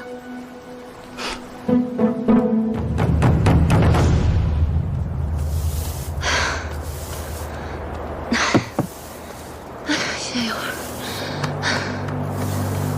奶想了法子，让我出宫去修道，会安排你混在随时修道的宫女里面，跟我一起出宫。不要怕，应该就这几天，很快就可以出去了。有人来了，我走了，你保重。阿姐，阿姐，哎呀！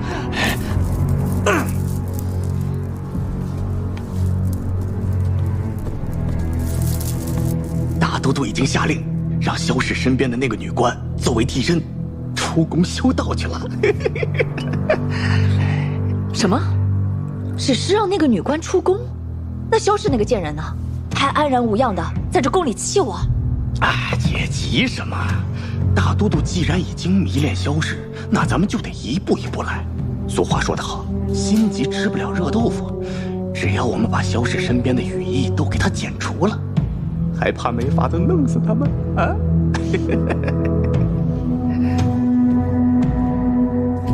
他是顾太子的太子妃，跟叛军勾结，那不是显而易见的事情吗？阿姐，这萧氏只是一个区区贱妇，让大都督迷恋也只是一时的。既然他如此跋扈，那我自然有法子杀了他。阿姐放心，我马上就回洛阳督战。只要我们袁家在阵前继续立下功勋，阿姐在大都督心目中的位置就固若金汤了啊！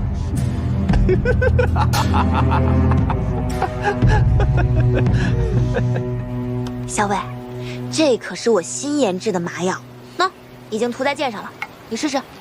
我看看。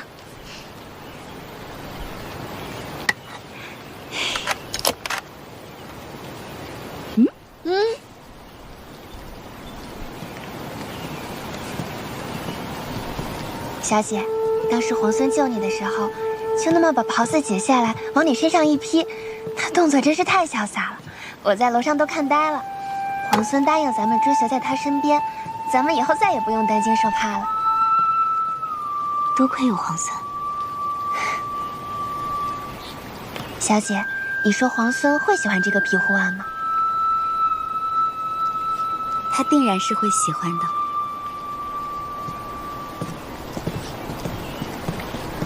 我只加了一点点麻药，就已经见过何校尉。顾小姐多礼了。何校尉这一身劲装，真是英气好看啊。小姐，皇孙让咱们穿男装随大军而行，我看何校尉这身装扮甚是好看。小姐何不向何校尉请教，照着样子剪裁一身？多嘴。何校尉是军中历练出来的气魄，所以英气勃勃，洒脱好看。我要是也穿上这一身，只不过是画虎类犬罢了。无妨，我的衣裳都是桃子帮忙打点的。你没有穿过男装，不知道他们其实袖子这个地方做得很是大，还有肩颈处做的也很是阔大。市面上买回来的男装都需要改过才行的。桃子，回头把咱们做过的图样送到顾小姐房中去吧。好。如此，多谢何校尉了。顾小姐客气。哎，是这件衣服吧？哎呦，这可真是买大了，不好剪裁的。不是，这是皇孙借给我们小姐的衣服，我们小姐亲手洗净了，要还给皇孙去。秋翠，你有多嘴？其实是上次皇孙出手相救，便借了这件外衫替我遮挡。何校尉切莫误会才好。啊，哪里？顾小姐何出此言？如此，就不耽误顾小姐了。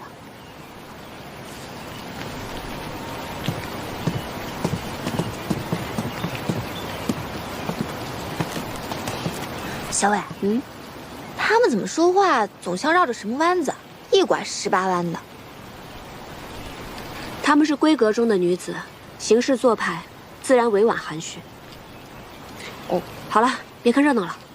哎，可他们总提到皇孙，可皇孙跟咱们有什么关系？跟他们有什么关系？你怎么知道皇孙跟他们没有关系呢？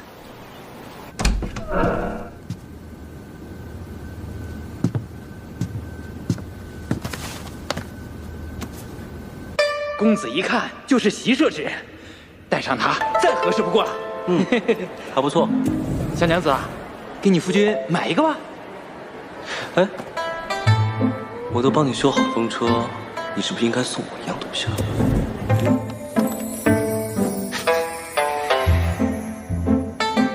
这个阿爷就是嘴硬心软，真好看。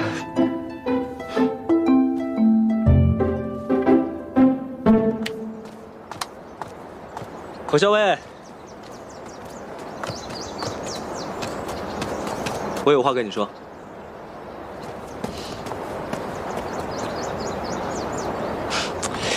哎呀，有些人就是这么的嘴硬心软。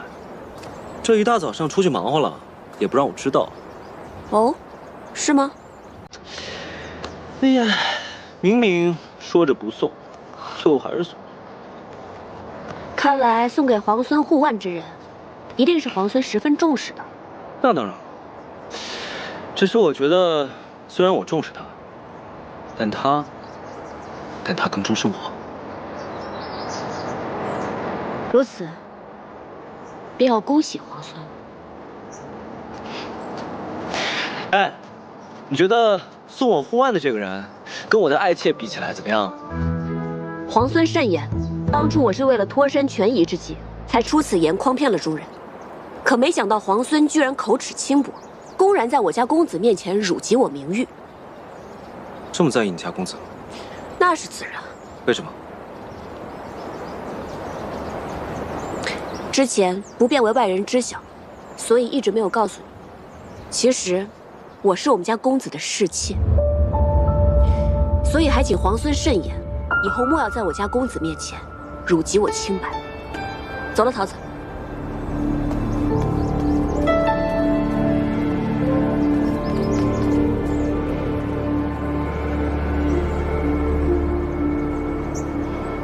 小薇，你为什么要跟皇孙说你是公子的侍妾啊？今日的谈判正到要紧处，要想乱了他李皇孙的心神，必须得有一个出其不意的消息才好。啊，乱他心神，你就要这样说，那不是有损你女儿家的清誉吗？你跟公子之间清清白白，明明压根儿就不是什么他的侍妾，这样同外人说自己，以后还要不要嫁人？傻丫头，这世上能娶我的男人，才不介意我这么说了。哎，不对啊，你以前总是说这世上能娶你的男人，只怕还未出生呢，怎么今天忽然就改口了？你终于发现这世上有能娶你的男人了，是不是？快告诉我是谁啊？他是……就不告诉你，快走吧，啰嗦。哎，告诉我嘛，我想知道。建州守军认服不认人，我们崔家军既然虎符在手，那建州已然是我们的了。那你们倒是拿虎符去呀！别以为老子不知道，你们不就想要韩立吗？凭虎符进城，以韩立相携，如此就能不费一兵一卒拿下建州城。并州城已经是你们的了，靠着韩立有何用处？那你们就把挪寇的军粮统统还给我们镇西去。今日也该有个结果。怕是那位皇孙没有那么好说话。韩立，我要定了。哎呀，公子啊，你的束发松了，我帮你去梳一梳吧。好。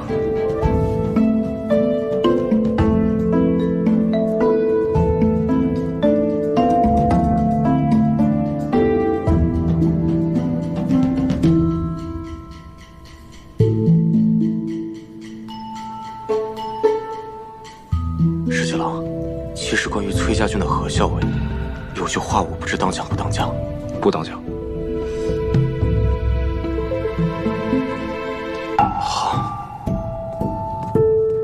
我们家公子说了，都已经谈了数日，依照昔日盟约，这韩立被镇西军所得，那并州城就归镇西军所有；但这虎符被我们崔家军所得，这建州城就理应归我们崔家军。虎符明明是我们先找到的，你们用计夺了去，还有滨州城明明是我们镇西军所有，你们却抢先入城，抢走粮草，先还了粮草，再说建筑的事儿。事已至此，不如大家心平气和，好好商议一番。哼，说的比唱的好听。什么商议？你们就是想占我们镇西军的便宜。这位勇士，话不能这么说嘛。既然是商议，那吃亏让步，我们崔家军也都是可以的。行，那你们说说，你们打算怎么吃亏啊？皇孙殿下不是想匡扶社稷之将倾，收复东西两都？可以你们镇西军现在的存粮，别说收复东西两都了，怕是连洛水的边儿都摸不着。若是在并州继续耽搁几日，只怕这存粮会越发不够。现在你我二军就建州的问题一直争执不下，但按照规矩，这虎符既然已经被我们崔家军所得，那这建州城就理应归我们崔家军。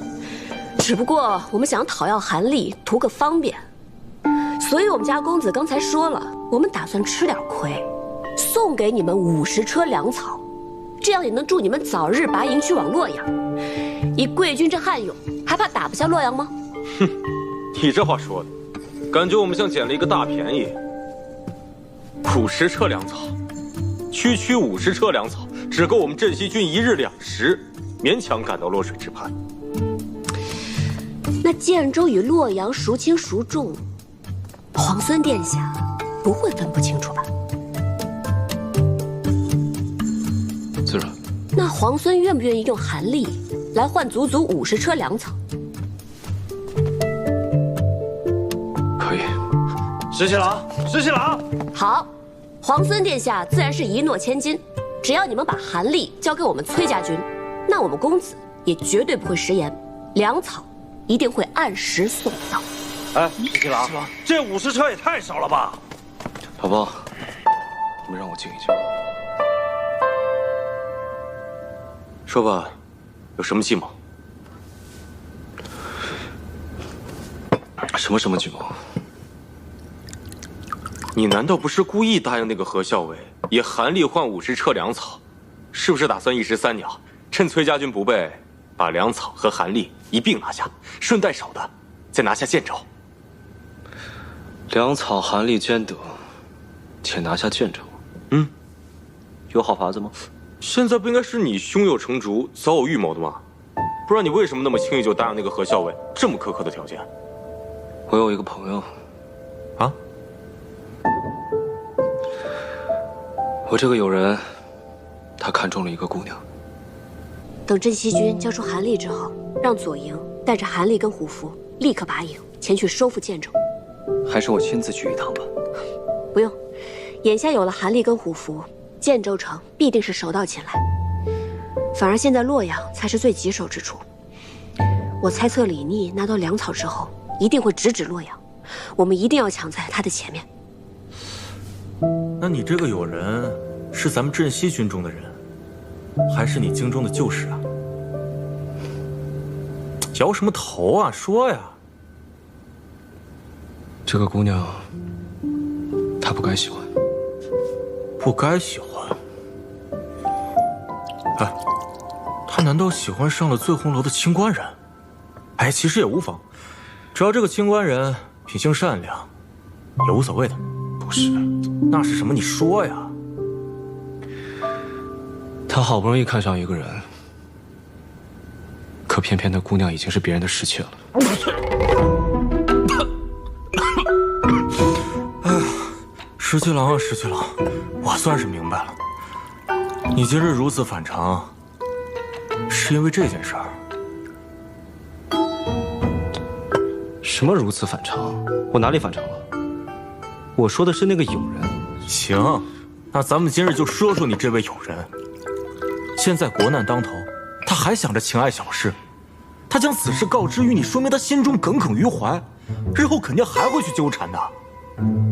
倒也不是。哎，行了，他明知道此人有了夫婿，还暗中觊觎。石青郎，我告诉你，色令智昏也。其实你不用说了，石青郎，我劝你早日和你这个友人一刀两断，否则你不怕近墨者黑，有一天你也喜欢上别人的妾室吗？十七郎，三思啊！啊！哎，今日李皇孙如此失魂落魄，就这么轻易答应了咱们，也不知道发生了什么事。谁知道呢？那我就让陈醒去安排粮草了。哎，等等，我又想到了一个计策。如果到时候他们的人比我们先到洛阳，我们再伏击，然后……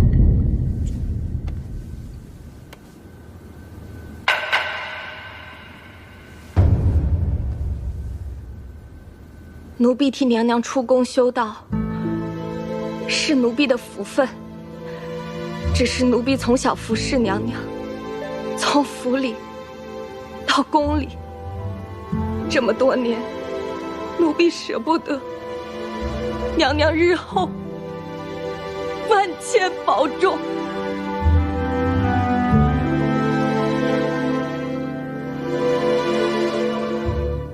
修道是好事，替我积福，也替你自己积福。我身边还有锦娘，不用挂心。倒是你，保重自己，也替我照顾好江氏。去吧。是。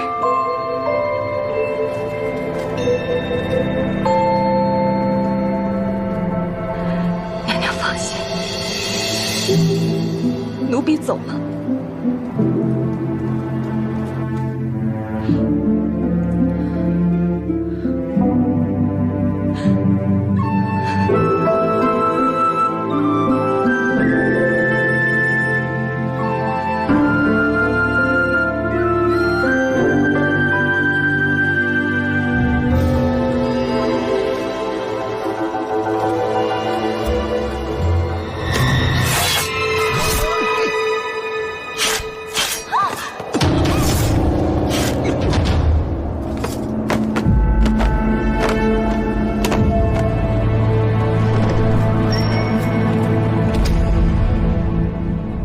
大都督，都办妥了。好，去跟夫人说一声，就说我已经替她出气了。可萧妃娘娘那里万一知道了，她是个聪明人，必然会以为是郑国公派人杀了那几位宫女，替魏国夫人出气的。可万一萧妃娘娘想不开，不肯罢休闹僵起来，岂不是对郑国公不利？哼，不过是几个奴婢而已，杀就杀了。我也说过了，他是个聪明人，他不会因为他们不识大体，以卵击石。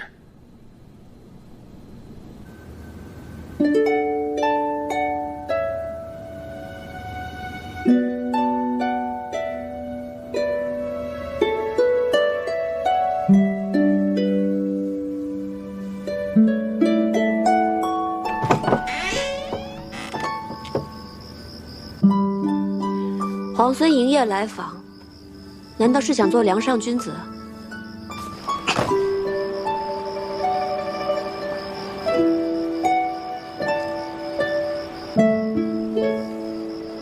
你到底是来做什么？我今天来是想还你。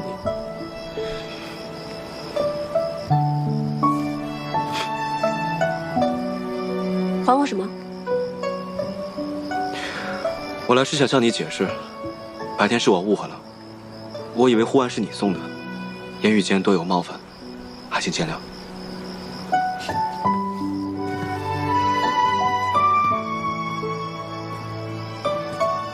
你以为是我送的？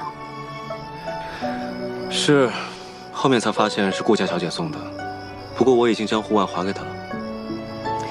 你以为是我送的，所以带着很喜欢。后来却发现是顾家小姐送的，就还给她了。你是想来告诉我这个？倒也不是，我这不是我这不是看见月色正好，正适合抢虎符吗？这回你可猜错了，虎符不在我这儿。我知道。你既然知道，还来这干嘛？我这不是……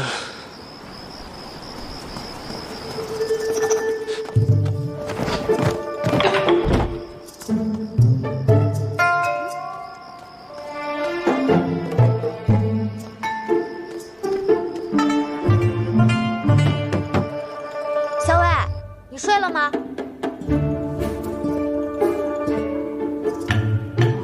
我已经准备睡了。哦，那我也去睡了。好，你快去吧。那你早点歇息吧，小伟。知道了。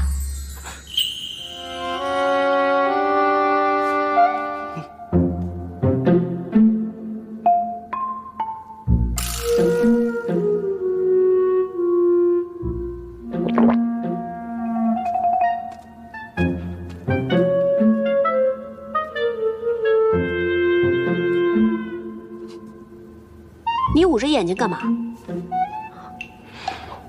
脸这么红啊！太热了这儿。基业路重风寒，皇孙居然觉得太热了。你刚才为什么要帮我遮掩？深夜擅闯女子卧房，皇孙不嫌瓜田李下，我还嫌。我跟你说个正事，今日你用50车粮草换取建州，明显不公。我知道你们崔家在荆州埋伏着人手，我父王被孙敬扣在京中，我想借你们人手一用，救出我父王。皇孙真是毫不客气呢。我要是偏偏不答应呢？你要是不答应，那我就……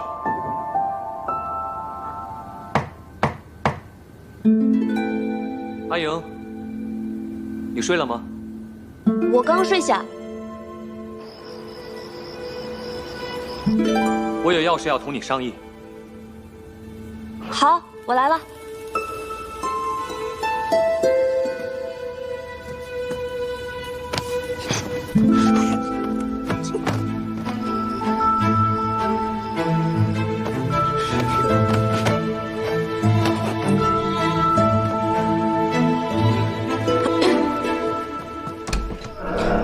公子。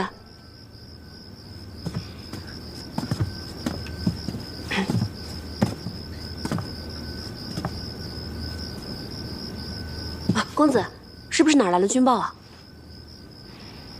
其实也没有什么要紧事，只是我听桃子说你未用晚膳，所以才过来看看你。不过我见你气色还挺好的，看来是我多虑了。不过下午点心多吃了点儿，晚上就没什么胃口。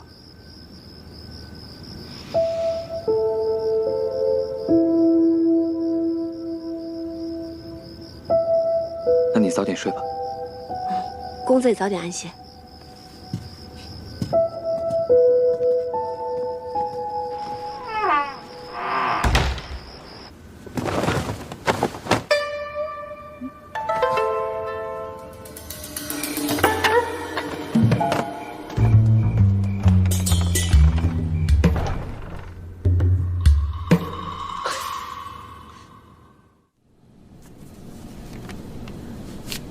都打听清楚了。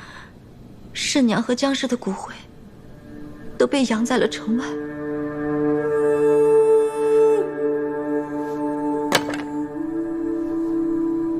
你看他跟着我一场，却落得一个挫骨扬灰的下场。娘娘，你想哭就哭出来吧。我不哭。即为太子妃，我就要坚强，不能再哭。可是我恨我自己，为什么这么没用？没有保住江氏府中太子的骨血。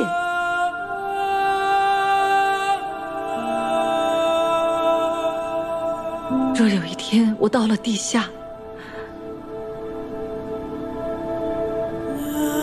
太子也是不会原谅我的。娘娘，太孙还活着，若是没有您的话，他都活不到现在，他还等着您呢，娘娘。我知道，为了太孙，我也要好好的活下去。奴婢知道，娘娘忍辱负重是为了什么。师娘她也知道，她走之前跟奴婢说，她跟随娘娘，死而无憾。锦娘也是，只要娘娘一句话，锦娘就是即刻死了，也欢天喜地，死而无憾。娘娘，不要亲人说死，死是最容易的。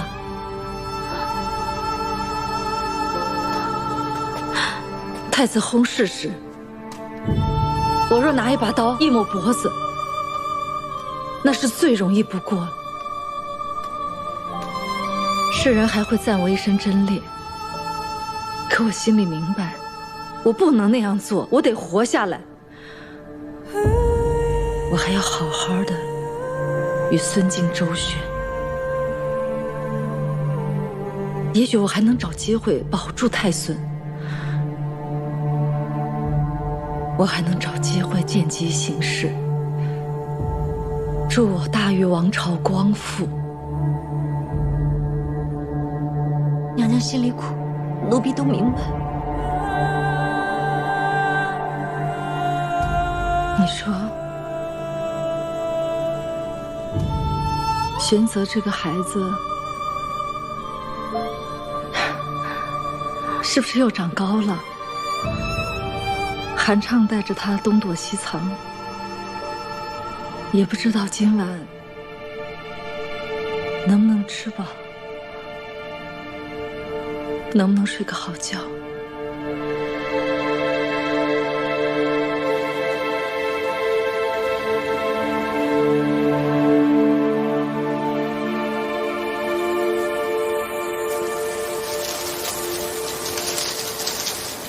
殿下，喝口水吧。韩将军，之前咱们不是商量过假扮成叔侄行路吗？将军叫我阿泽便是了。太孙身份不同，此处四野无人，该守的礼还是应该守的。殿下饿了吗？不饿。韩将军，母妃有来消息吗？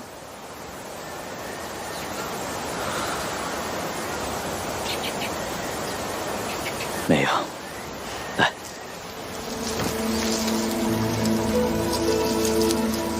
太子妃心性坚韧，忍辱负重。若不是她机敏安排，我和太孙也难逃过孙敬的搜捕。如今行路既远，太子妃处消息断续，也是常有之事。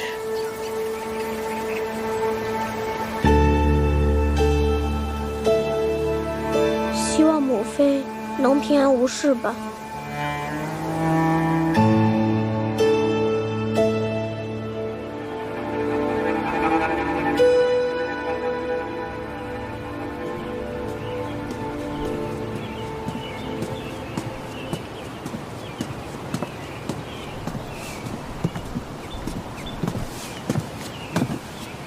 见过皇孙，不知皇孙相邀，所谓何事？同在这并州城，军事纷扰，还未与公子言谈一二。今日备了份薄酒，想请公子前饮几杯。我素来都不饮酒。在下有事相求，请公子赐个薄面。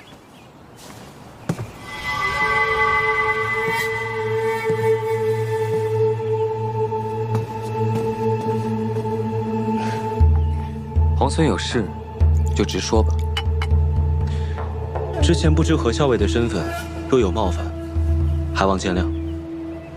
什么身份？他的身份？公子何必明知而故问呢？他不过我军校尉，能有什么身份？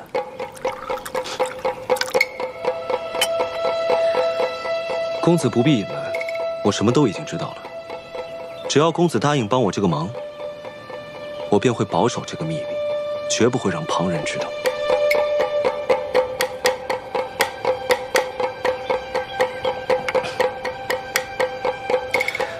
公子放心，我李世基一言既出，驷马难追。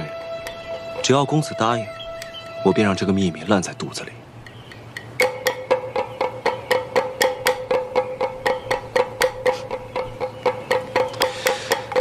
你不会是想杀我灭口吧，公子？你们崔家军虽然势大，但我们镇西军也在并州。公子能得手吗？皇孙说笑了，大家都是秦王之士。皇孙说吧，你究竟有何事，需要我们崔家相助？但说无妨。我的父亲梁王被孙敬扣在了荆州，我知道你们崔家在荆州埋伏着好手，只要公子鼎力相助，我就必能救出父王。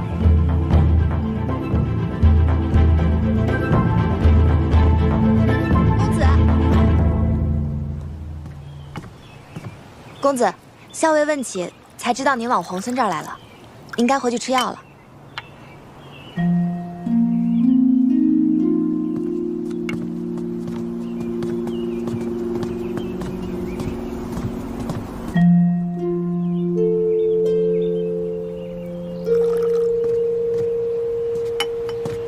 哎，我说石七郎，你不说今天要摆鸿门宴吗？怎么这么快就摆完了？你说这个崔公子是个什么样的人啊？看着斯斯文文，像个公子哥，还真不像个能带兵打仗的人。是啊，他这么一个文静孱弱的人，竟然能从瀛州至此，还打下这么多城池，你说这奇不奇怪？崔乙的儿子应该不会差吧？崔乙那可是当朝的名将啊！以孙敬、裴大将军早先并称国朝三杰。那你说，何校尉是什么样的人？这个我还真看不透。你是知道的，我沙场摸爬滚打10几年，什么样的人我没见过啊？可这样的人我还真没见过。你说她是个女人吧，她却心狠手快，智谋百出。哎呦！我还真琢磨不透啊，所以我总觉得这个何校尉身份不简单。他说的每一句话，也不知道有几分能信。对了，石七郎，大军已经准备好开拔，咱们并州的布防也准备妥当，什么时候出发呀？越快越好。校尉，我赶去的时候，公子脸色甚是难看。无妨。公子已经把李逆说的话原原本本都告诉我了。李逆这个傻才，竟然出言讹诈，想一箭双雕。既想诓骗出我真实身份，又想骗公子答应他救出梁王。幸而公子没有上当，不过这个李逆已经开始起疑了。幸好您已经劝公子早早开拔，陈兵落水。那这儿的东西我先收拾吧。嗯。校尉，这个风车咱们还带走吗？扔了吧。真的扔了？扔了。哦。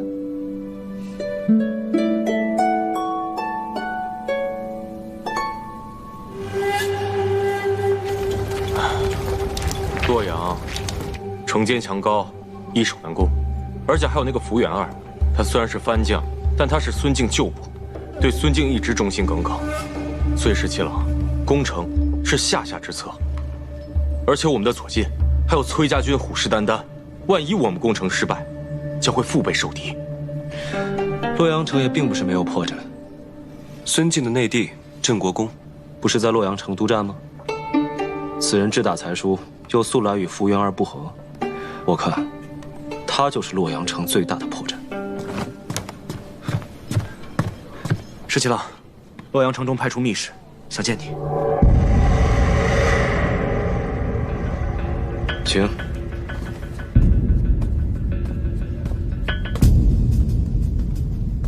福公竟孤身至此，果然好胆魄。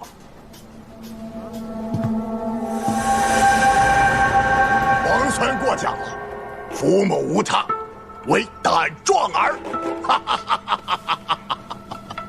哎，你必是裴县的小儿子吧？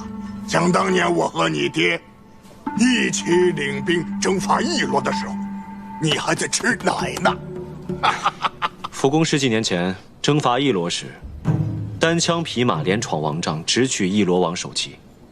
李逆当时年幼，只是当故事听听。如今得见真人，方知福公神勇，确如故事一般。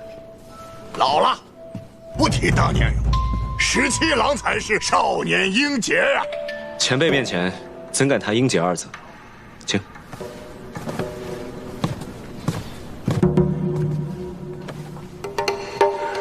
镇西军和崔家军在并州的事儿，老夫都听说了。这韩立既是皇孙所获，那为何不将建州城也一同获入囊中，反而让崔家占了个大便宜？我们镇西军不像崔家军这么财大气粗，所以只能拿建州换取粮草，我也是无可奈何。皇孙就不想出口恶气，把那崔家的粮草辎重夺过来？福公怕是忘了，我为何兵临洛阳城下？皇孙想要洛阳，福某心知肚明。只是眼下镇西军缺少粮草，人困马乏，强攻洛阳，不过是突然替崔家军做嫁衣，这顿亏皇孙还没吃够。这世人皆道福公勇猛无仇，没想到这离间计用的也是如此高明。虽是离间，也是实情。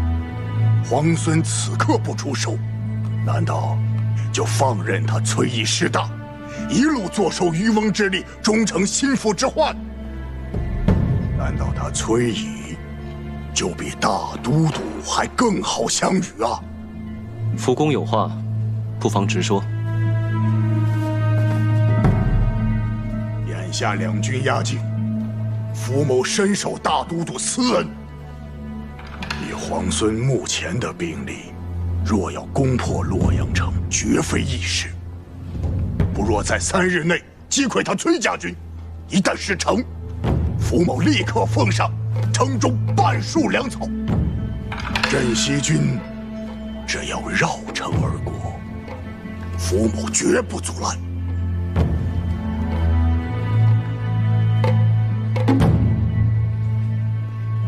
皇孙不妨考虑，明日给我答复不迟。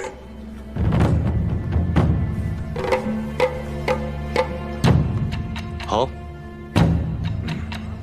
老夫先告辞了。哎，我已命人备好了30车粮草，今夜就可送达，作为老夫此行赠礼。福公就不怕我收了粮草之后，转头就攻打洛阳？30车粮草，老夫还送得起。告辞了。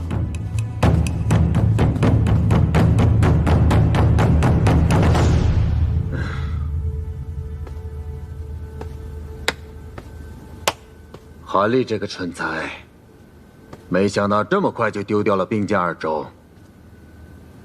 我还以为他经营多年，骑马能耗得镇西军大伤元气，没想到他中看不中用。镇西军和崔家军联手，韩立自不能敌。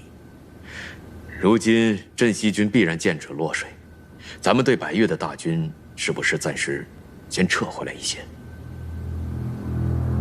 南征百越是开疆辟土之大事。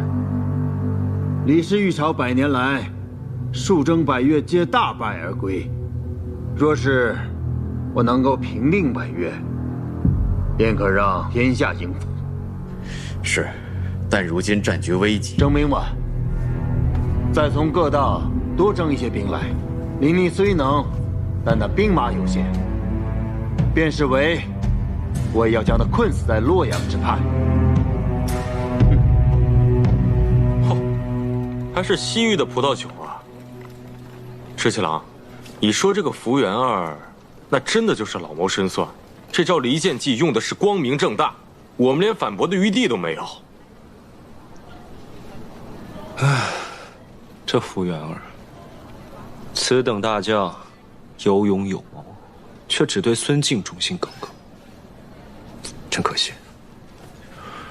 石七郎，你说他刚才说的话，几分真，几分假呀？明早给福原二回个信，就说我答应了。什么？你答应他要去打崔家军？代替我给崔家军也回个信。你又要干嘛？这不趁着还没有大打出手之前，把该占的便宜连本带利都抢回来。国公，你不能！我是郑国公，你都给我滚开，狗奴才！国公，我要见福原二。国公，好你个福原二，目中无人，悖逆狂妄！我回洛阳已然半月，你竟一直称病不见，你什么意思你？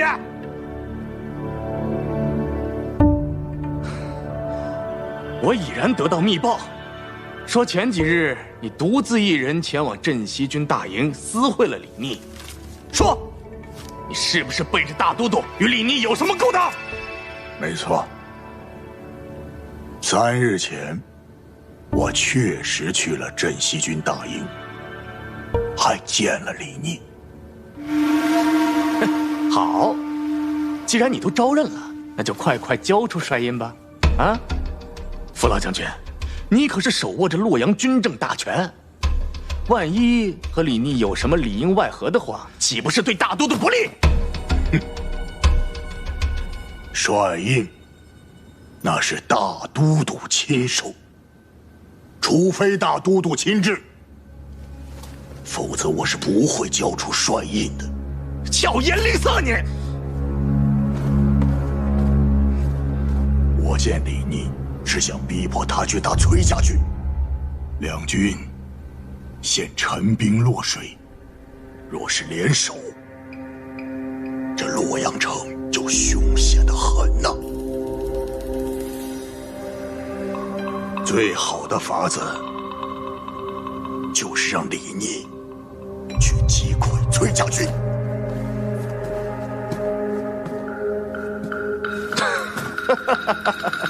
那照福老将军这么说的话，你还真有法子让李逆打崔家军不成？哼，巧了，这李逆刚派人送了信来，说今日魏氏将出击崔家军，郑国公可有幸随老夫一同上城楼，去瞧瞧热闹？福公一见，成君一诺，今日魏氏出击崔家军。你还是在后方略阵吧，哪有主帅当先锋的呀？我若不亲自上场，福原二怎么会信？再说了，咱们得让崔家军瞧瞧咱们镇西军的实力。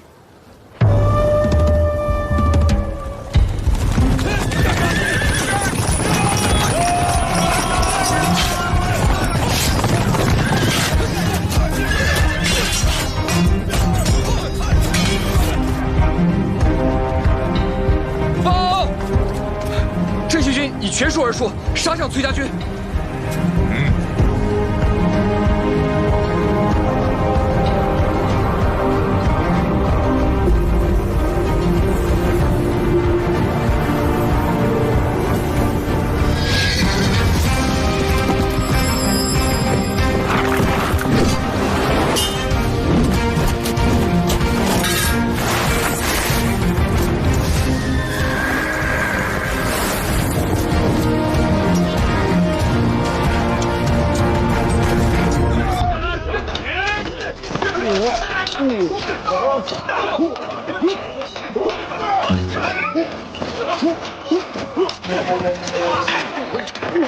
你俩在这打什么呀？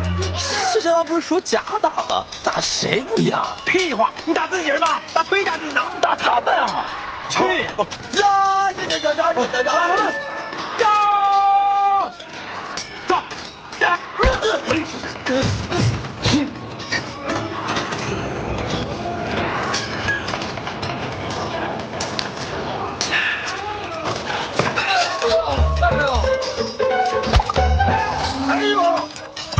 你往哪开啊你啊！竟然踩你爷爷的手！哟，你不是死了吗？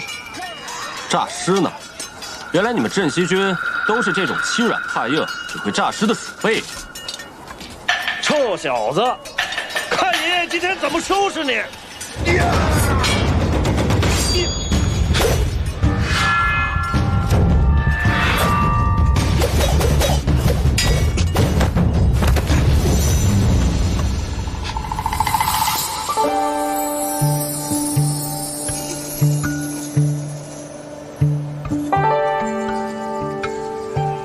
原来是你。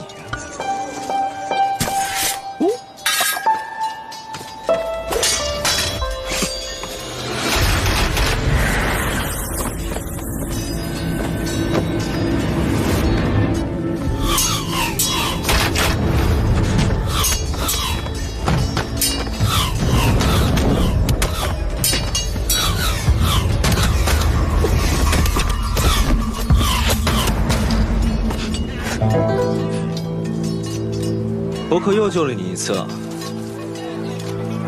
好，那我就还你一次。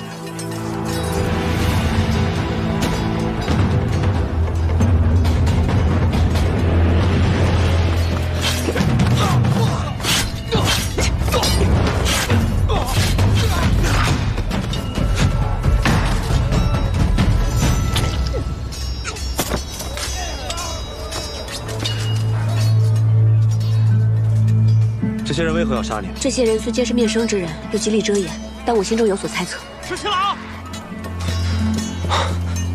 没事吧？受伤了？姓崔的，不是说好了假打吗？怎么回事？我看交战到这儿差不多了。走。报。如何？事后来报，镇西军已击溃崔家军。崔公子负伤，崔家军后撤30里，重新列阵。镇西军虽胜，但损伤惨重。元帅李逆腿部中枪，已被抬回军中。好，哎，副将军，都说这个李逆狡诈，崔家军勇武，我看不过如此嘛。不如让我带兵各个击破，好向大都督报喜。什么？哎，我答应了李逆。只要他击败崔家军，便送他半城粮草，允许他绕洛阳而过。什么？你给他粮草，你还让他绕城而过？你这要造反了你！你懂什么？洛阳乃是东都，地势人心，非同寻常。眼下洛阳城中虽然是兵力粮草充足，但若是崔家军和镇西军联手攻城，亦或是围困洛阳，断绝粮道，岂不是置京都、置大都督于危险之中？我看你就是畏战，巧言令色。哼！我冒险用计离间崔家和镇西两军，如今他们两败俱伤，只怕万一这里边有诈，必得先将他们引离洛阳，而后再筹谋如何将他们分而击尽。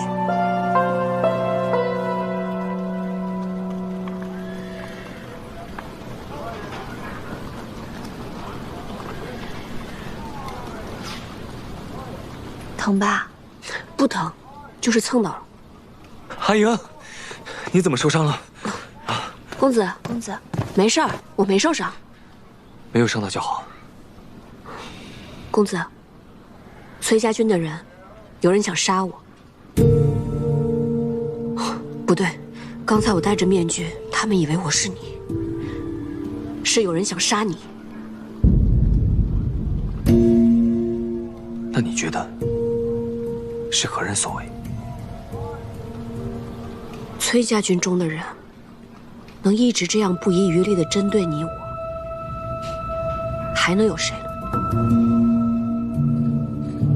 看来这个崔丽隐忍多年，终究是忍不住了。公子放心，我会有办法，让他掀不起风浪来。石七郎。哟，石七郎，今儿叫我来不喝酒了，改喝茶了？以茶代酒，钱饮几杯。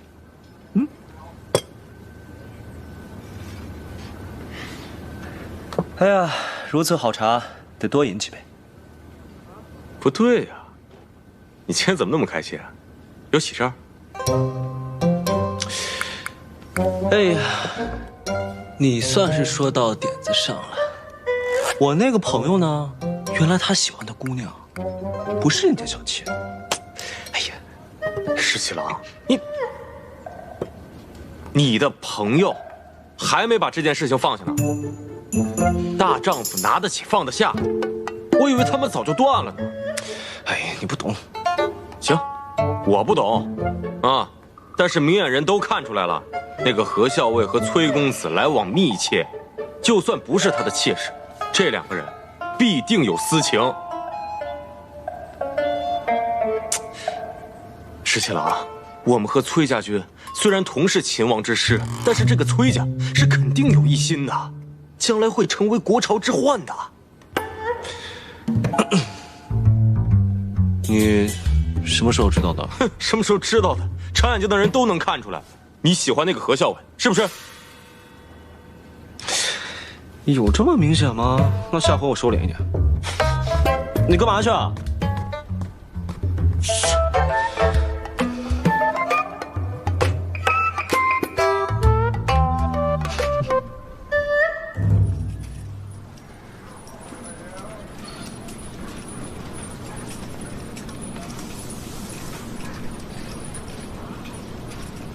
小伟，吃饭啦！吃饭啦！桃子，帮我把最毒的毒药拿来，沾唇即死的那种。你要毒药做什么？去拿来就是了。哦，行，我这就去。毒药。哎呀，最毒的毒药。怎么，何校尉知道我来了，想杀我灭口啊？皇孙受了伤，不在营中休养，到我这来做什么？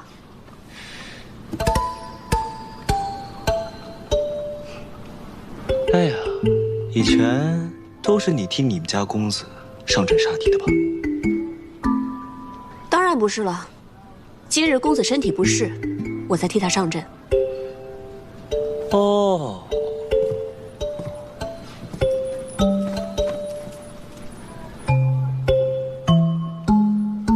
我都已经知道了。知道什么？我知道了你的身份。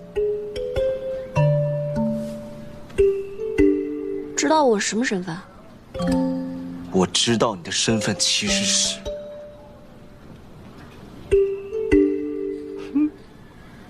我知道你其实压根就不是崔公子的小妾。我就不是，那又如何？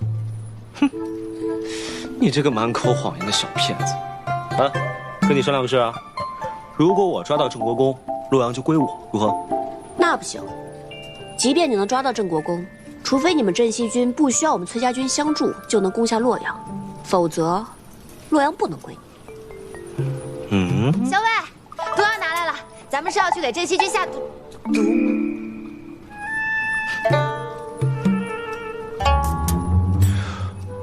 回头再跟你聊聊这件事。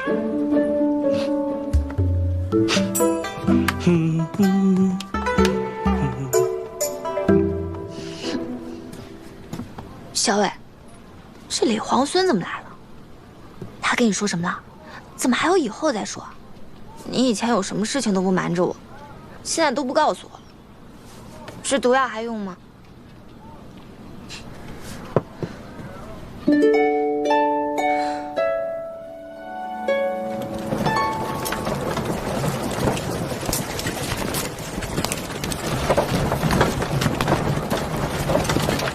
崔家军大败，后退30里。昨日一战，不负福公所望。这仗打得漂亮，不愧是你阿爷的好儿子。福公过誉了。昨日一战，皇孙受伤，今日不能前来，特意叮嘱我，谢过福公的粮草。福某说话算话，答应给他的粮草，就一定会给他的。那就谢过福公了。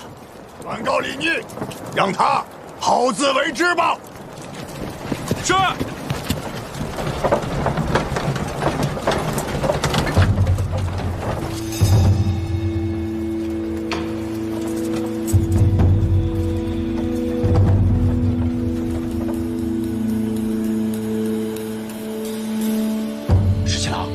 服务员答应给咱们的粮食吗？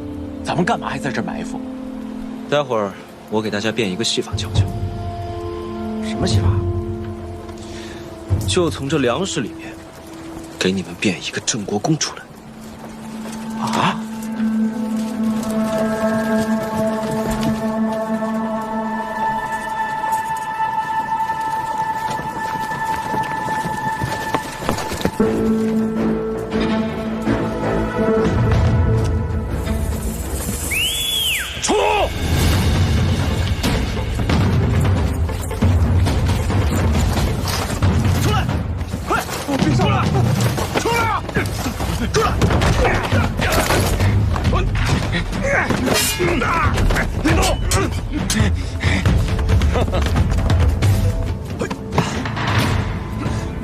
裴将军啊，这够吃多长时间啊？够吃一阵了。这还抓到一条大鱼呢，这下洛阳城啊稳妥了。这就是孙敬的小舅子，郑国公是吧？啊，哎，长得也不咋好看呀。就是啊，那孙敬的老婆长得肯定也不好看。哎呀，我还没见过国公这样的大官。这甲不错呀，不错呀。这样的大官就义道，竟然嗷嗷的哭。洛阳城的亲贵子弟，躲在这个粮车上想偷袭我们，还是我们十七郎神机妙算，把他们逮了个正着。既然已经抓了郑国公，那么这洛阳城就等于是在我们手上了。是啊，太好了，太好了。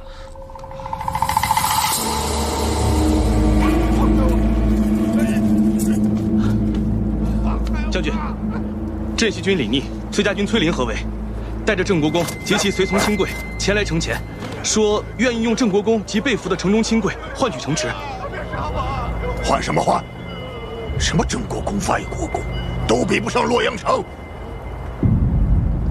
这等泼皮无赖的事，也只有你们镇西军做得出来。你别看泼皮无赖，可是管用啊！敢不敢跟我打个赌？我才不跟你赌。信服的胡儿，给我听好了！我们家皇孙，李元帅说了，给你一个机会，只要你打开洛阳城的城门，我们就放了郑国公和这些亲贵子弟。我们保证，不拿城中的财帛，不伤害城中的百姓。怎么样啊？这买卖划算吧？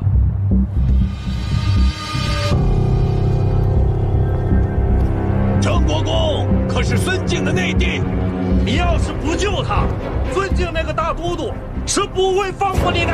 你还不如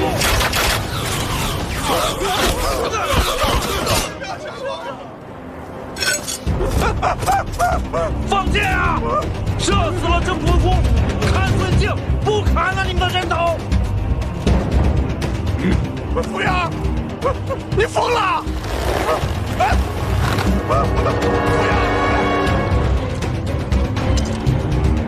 不要！别放啊！别！放啊！不要！别啊！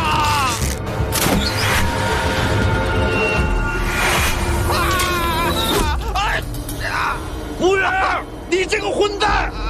服务员，你给我放死少点！城里的千千万万人可都看着呢，大都都不会放过你的。剑法不错呀，要是再偏一点，射中郑国公的心口，那可就不好用了。我已经派人进攻应州，不能再让崔乙那个老儿坐享清福了。哼，大都督好一招围魏救赵啊！如此，崔家军必得放弃洛阳，持救营州，就剩下镇西军，孤掌难鸣，叫好个个击破。嗯，传话给福元，郑国公贪功误国，死不足惜，叫他不要顾虑，坚守洛阳为上。是。但魏国夫人那里，夫人聒噪，我不理会便是了。李逆的那2个兄长，如今还在江南吗？啊，李俊和李来皆无领兵之才，此刻仍被困在江南，不足为惧。哦，放他们出关吗？大都督的意思是？兄弟3个人聚在一起，方知谁是鲲鹏，谁是雀鸟。那2个雀鸟，怎么会眼睁睁看着自己的兄弟展翅高飞呢？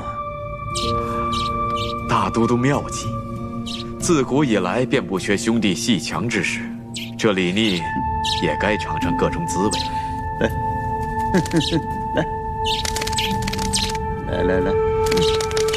这个孙敬用兵诡计，派大军进攻瀛州，但崔家军的主力在此，只怕父亲那边撑不了多久。孙敬这是围魏救赵，逼我们退出洛阳。我还是动身回瀛州吧。现在回去也来不及。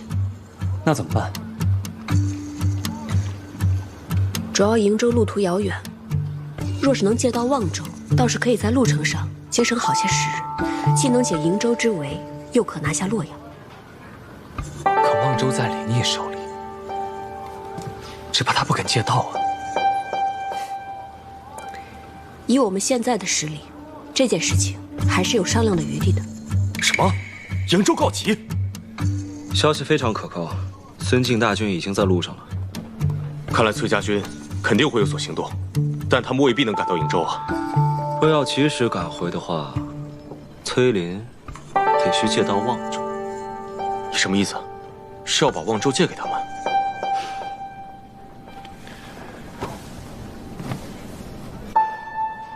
我等他们来还。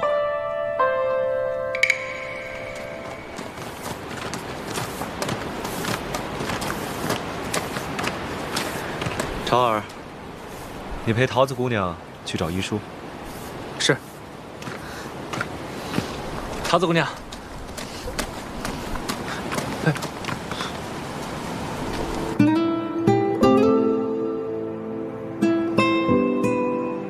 东都之壮阔，唯登高可见。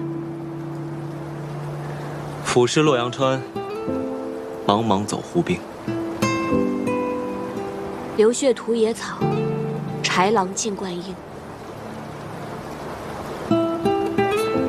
皇孙借太白的事，是在暗讽何人？我只是忽生感慨，雄奇壮丽的东都，如今亦卷入战火，虽无宁日，不知何时能现。皇孙自起兵以来，便知道，这烽火连天，白骨万千，只有以战止战，方才可天下太平。我只希望能够早日收回这半壁河山，还天下百姓一个安宁。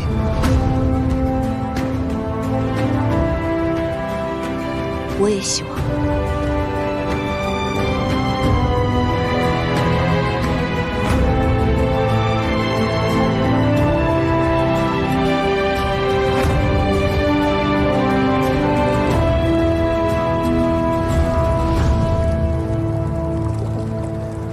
那日你跟我说，想借我崔家军在京中的人，帮你救出梁王，不是不行，但你得先赢了我。听你这口气，又想出什么花招？那皇孙愿不愿意跟我来赌一把？知道皇孙谨慎，那赌注就由我来说吧。如果我赢了，你要让我借到望州；如果你赢了，那我崔家军便帮你救出梁王。听上去倒是挺公平的，怎么赌？怎么赌啊？其实很简单，你闭上眼睛，我从1数到10，在数到10之前，如果你忍不住睁开了眼睛，那你便输了。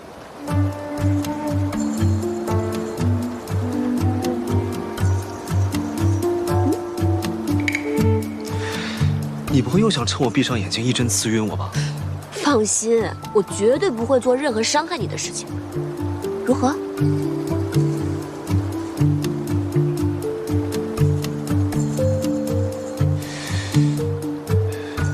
赌。不过呢，我要自己来数数。就算你一针刺过来，我也绝不正面。好，那你闭上眼睛，自己数数吧。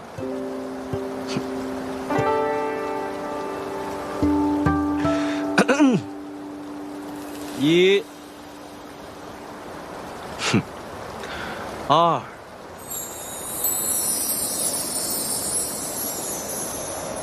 3、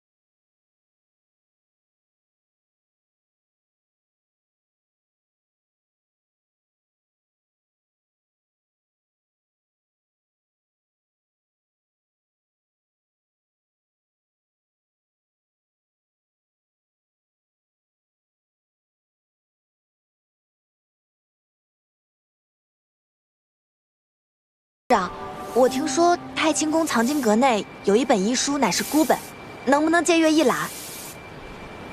祖师爷立下的规矩，藏经阁中的书从来不外借。道长，我愿意诚心为观中挑水洒扫，只请道长能够允许我入阁借阅。挑水洒扫都是重活，你一个姑娘家，道长，我愿意帮他挑水。道长，我也愿意帮他洒扫。道长，我也愿意帮忙，还请道长行个方便。那烦请二位去挑水，烦请你们二位去洒扫藏经阁。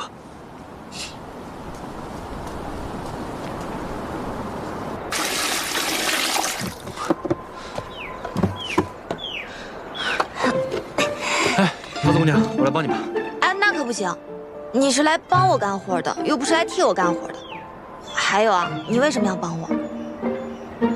我也不知道，反正我一看到你，我就想帮你。那。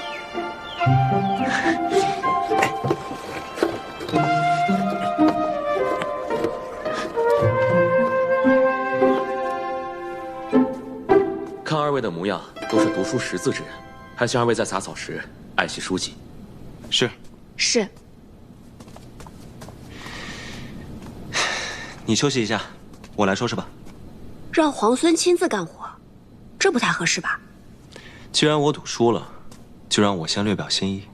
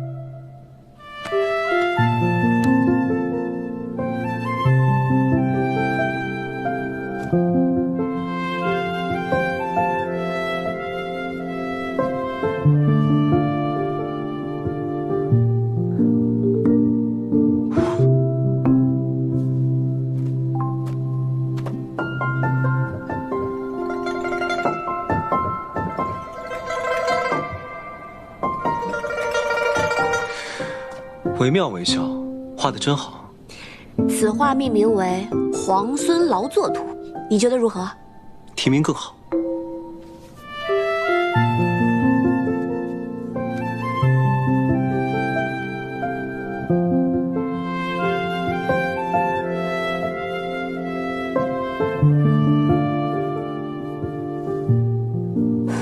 想必这是要赠予我了。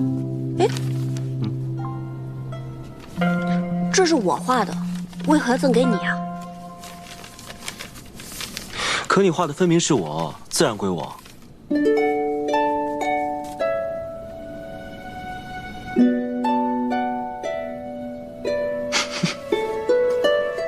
你笑什么？没什么，你在笑我什么呀？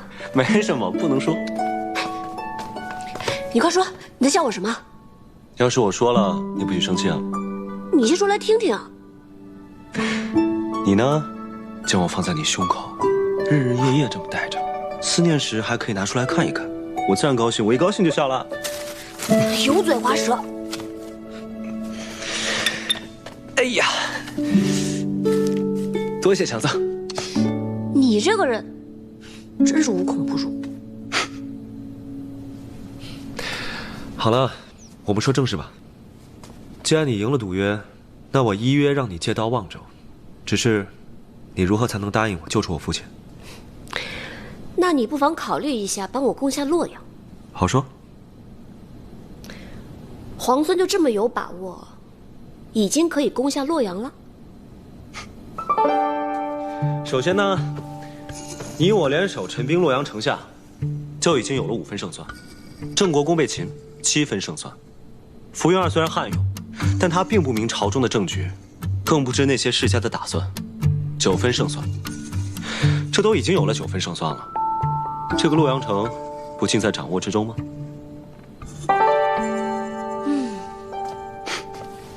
皇孙如此替梁王谋划，梁王何幸？他是我的父王，我自然会救他。他在孙敬手中，我怕我们攻破洛阳，孙敬未必不会起杀心。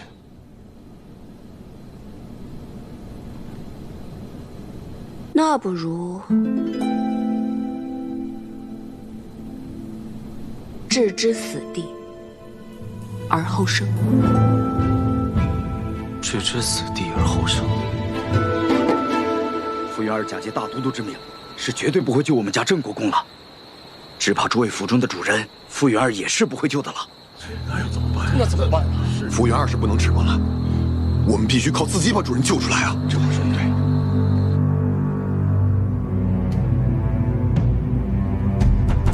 将军，出事了！进来。郑国公的家人率着私兵打昏了城门守卫，开了城门，引镇西军和崔家军入城了。什么？完了，全完了！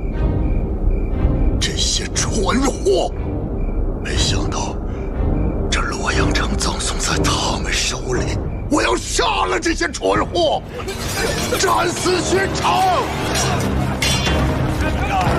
撤！先去粮堂，放箭士去了！镇西军崔家军合围攻击洛阳，围城多日，难以强攻。李逆巧妙用计，令郑国公家人撕开城门，镇西军崔家军才得以潜入洛阳。福原儿奋起反抗，率守军苦战2日1夜，终于不敌。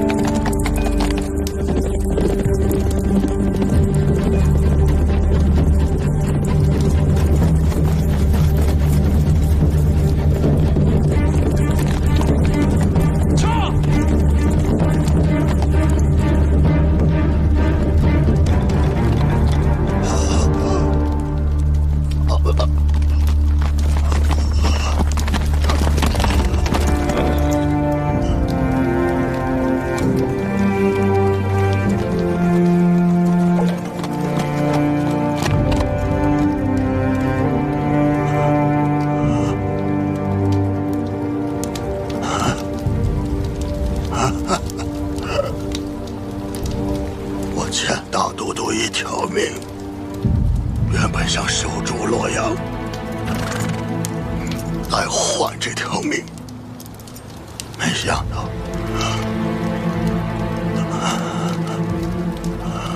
洛阳一失，看来今天我真的把这条命还给大都督了。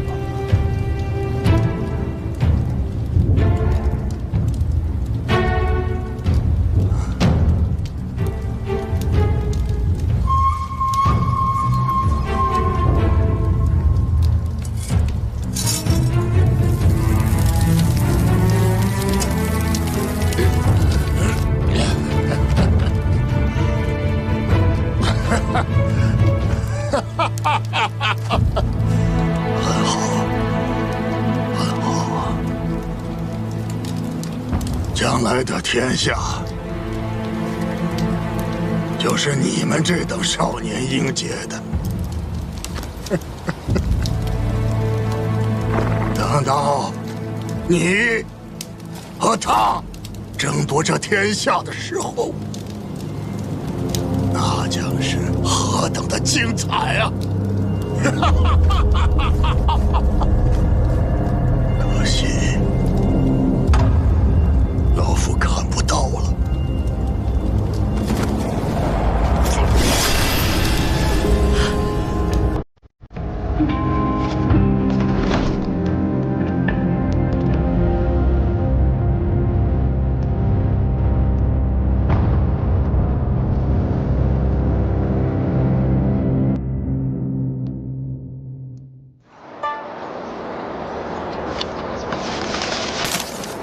怎么样，桃子姑娘，我买对了吗？校尉让我给皇孙殿下配的假死药，可是复杂的很呢。要是找不到所有的药材的话，这药可就配不出来了。这里面还差着好几味药呢。可是集市上的药材铺子，我都已经跑遍了，你要的那几味药材，实在是买不到了。那要不然，我陪你上山采药材吧。那。我前些时日呢，配制了一副毒药，只要人沾到身上，就会奇痒无比。我倒是把解药给研制出来了，就是苦于还没有人来帮我试试，不知道到底有没有用。那我来试。这可是会很痒的，我可没跟你开玩笑。万一我那个解药不管用，你至少会痒上3天3夜的。没关系，桃子姑娘，我相信你。行，那就这样。既然你都帮我试了解药，17郎要的药材，我一定尽快给你配好。好。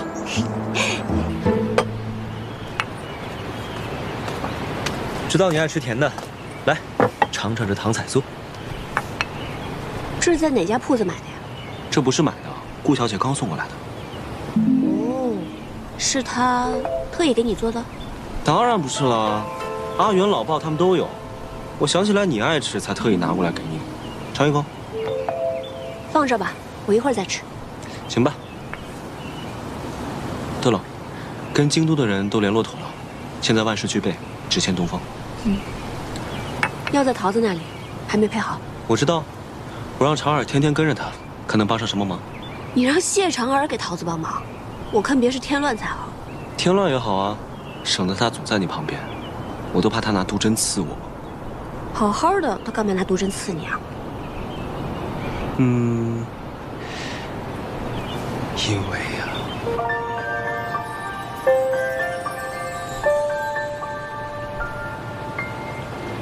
咱们拔营吧。与镇西军同住在这里十分不便，哪怕今日在外面搭营帐，也要搬出去。是。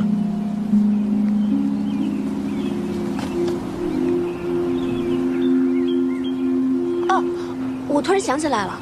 我们家公子啊，最爱吃这个点心了，我现在就给公子送去。哎，我特意给你拿的点心，你怎么送别人呢？那不也是别人送给你，你才拿来给我的呀？哎，哎，哎，哎！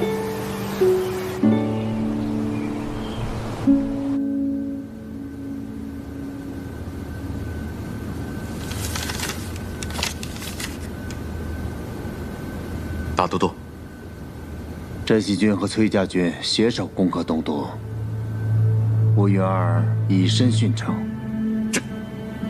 崔家军进不即刻回援瀛州，还与镇西军联手攻打洛阳。崔毅的儿子崔林，看到往日的形势，就知道他十分沉得住气。彼时的战局，倘若是我也定会先攻洛阳，再救瀛州。可洛阳城池坚固，粮草充足，福原儿只需坚守不出，镇西军和崔家军便是士众10倍，也绝无可能在短短时间破城。而且福原儿乃是沙场宿将，又岂会败于2个小儿之手？此战失利，是我用人之错。此次洛阳之失，倒是给我提了个醒。强敌不过是外力，真正能摧垮自身的，往往是内力。这西长京看似固若金汤，恐怕已有漏洞。臣这便着人去查京都各世家，严防其与逆军暗中勾连。暗中勾连之人，又岂止在世家呀？石七郎，崔家军拔营了。什么？拔营？对。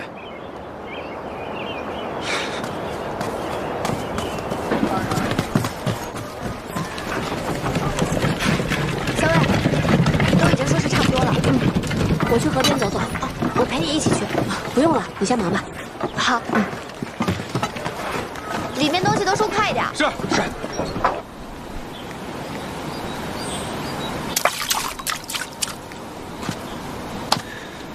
怎么说都不说一声，就突然要拔营搬出城了？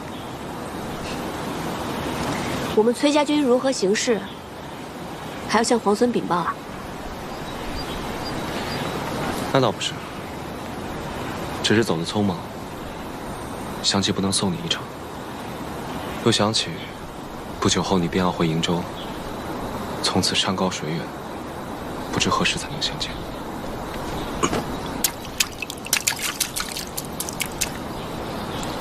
那我答应你，等我回瀛州之前，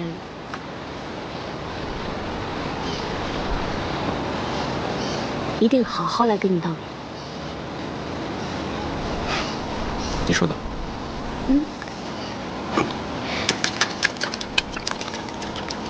这是怎么打的呀？在劳兰关，狼特别多，每一次出城遇到狼时，我们便会随手捡起一块石头来打捞。日子久了，大家都学会了这项技能。每当闲暇的时候，便会在劳兰关河边打水漂。赢的那个呢，第一块烤羊肉便归他。听起来真有意思。想试试吗？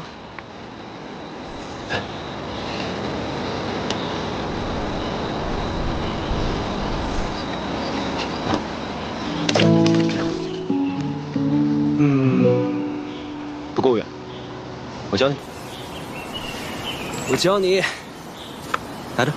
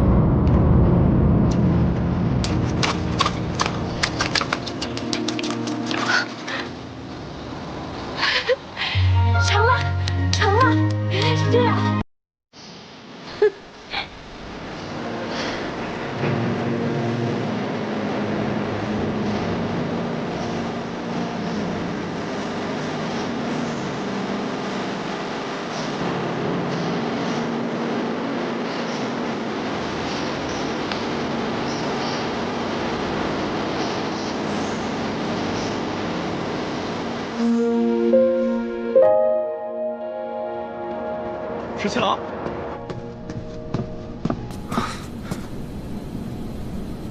崔离来见过我。崔离，此人志大才疏，且小人无解，为了权势不择手段。怎么，他找你所为何事？他想联手我们击杀崔林。小裴将军，在下有意与镇西军联手，击杀崔林。你就不怕我把你绑了起来，送到崔公子面前啊？恕在下直言，就在杀崔林这件事情上，你我二人的立场应该是一致的呀。从望州到洛阳，我那个堂弟应该没少给你们添麻烦吧？如若没有他，粮草你们有了，这城池你们也早就拿下了。小裴将军，你难道就没想过斩草除根，除掉这个心腹大患吗？在下可以向你保证，等崔林死后，这崔家军由我节制，到时我一定拥戴皇孙，以镇西军马首是瞻。事成之后，洛阳由我节制，如何？张口便要洛阳，你胃口不小啊！小裴将军，这洛阳由在下节制之后，镇西军便可长驱直入，直奔的西长境。届时，你们能够击杀孙敬那个逆贼，这全天下都是皇孙的了，自然可光复大玉王朝。到那时，还会在乎区区一个东都吗？是吗？如此，便一言为定了。在下斗胆，还想向将军讨一信。什么信？还请劳烦皇孙手书一封，言明事成之后，那洛阳由在下节制，如何？小裴将军，这是何意啊？崔公子想要皇孙殿下的手书，也要看能不能杀了崔林。你什么事情都没干，就想要手书，恐怕不太合适吧？啊？是，将军说得对。不如这样，在下先去把崔林的手下们给，待事成之后，再向皇孙讨要信物，这样如何？届时再谈吧。此等小人，必须告知崔林，让他提防一二。十七郎，我知道你要说什么，不过我还是想堂堂正正，与他在战场上一决高下。我并不愿意看到他被小人暗箭所伤。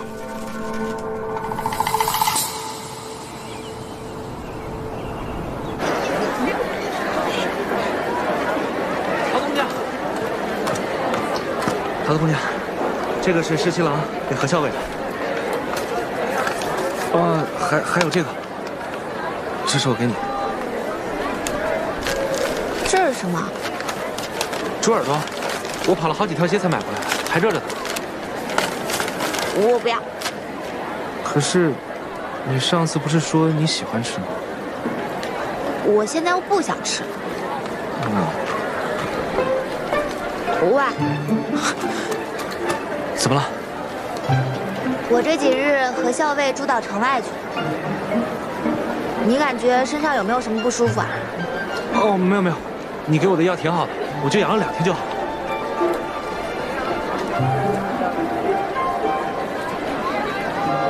那，这个给你，每日涂3次，这回的药包管连营。谢谢桃子姑娘。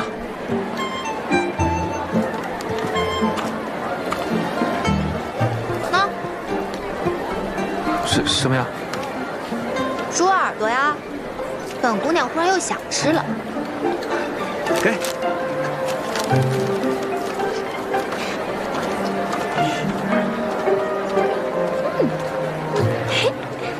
姑娘家真奇怪啊。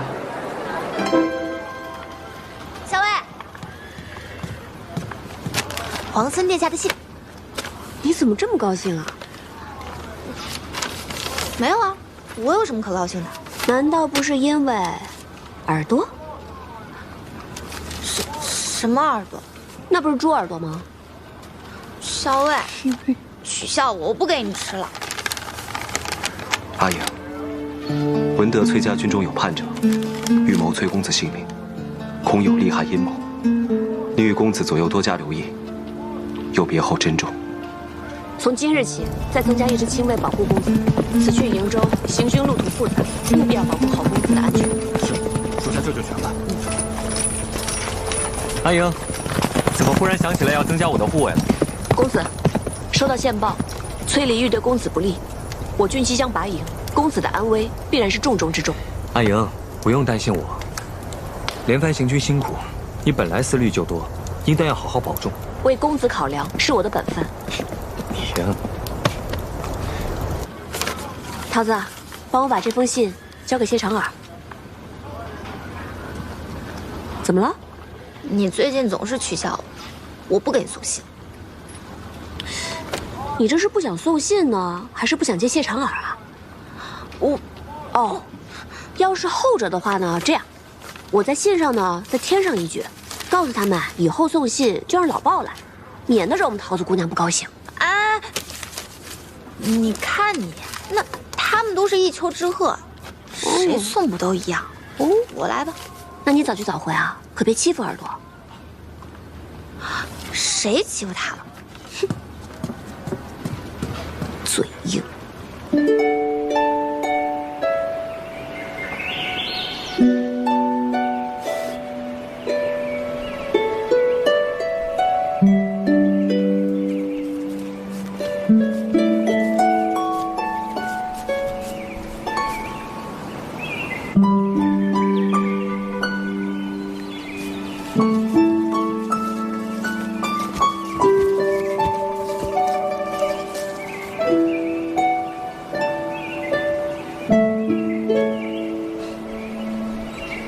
皇孙，这是睡着了？何少尉要再不来，我怕我要睡到晚上才行了。沐天席地，17郎真是到哪儿都能自在逍遥啊！自是因为此刻清风为扇，草木为香呢。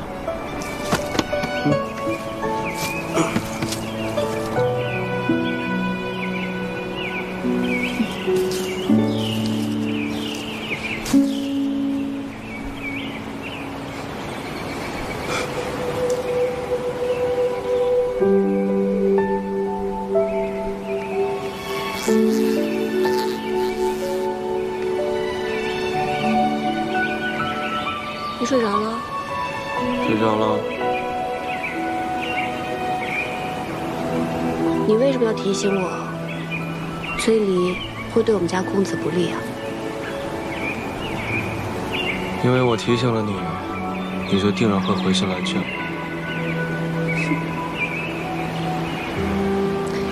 若是我偏偏就不约你见面呢？那就我约你见面呗。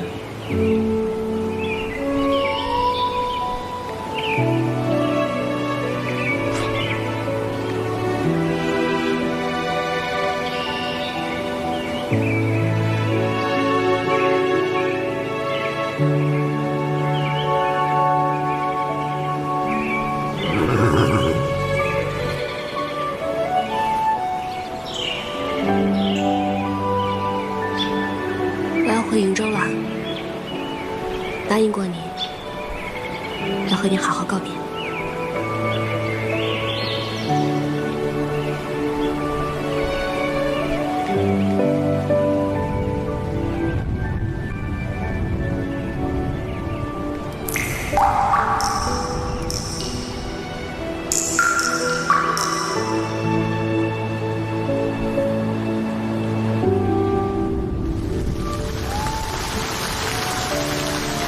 下雨了，带你去个地方。好。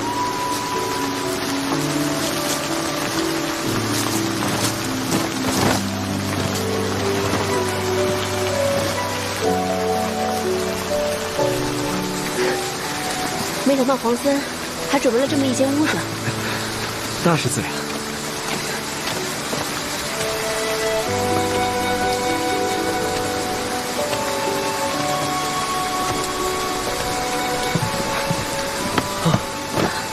还好有这个屋子躲雨，要不然我们就成落汤鸡了。皇孙落汤鸡的样子，我又不是没见过。巧了，姑娘落汤鸡的样子，我也见过几次呢。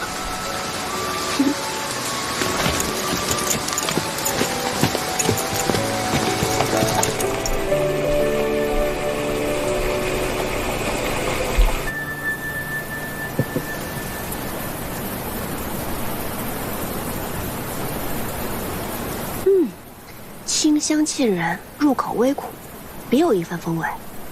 这是竹叶茶吗？没错。民间呢，常以竹叶为煎，代做茶饮。皇孙的身份如此贵重，却对乡间生活了若指掌。人生在世呢，身份什么的最不值得一提。贵为天子又如何？还不是一碗饭，一瓯茶。我倒觉得在这里当个田舍翁，活得更痛快些。但你有没有想过，若是天子无道，田舍翁们流离失所，就连粗茶淡饭也成了奢望，还谈何痛快呢？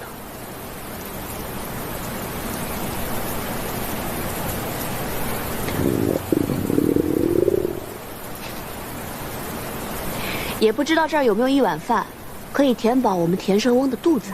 都准备好了。这是好。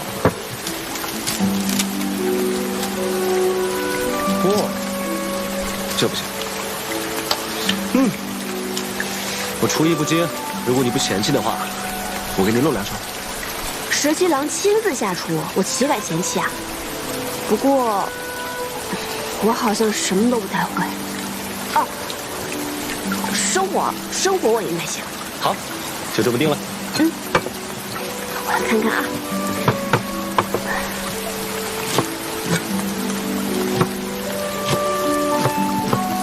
没想到皇孙准备了这么周全的食材。我怕你肚子饿呀。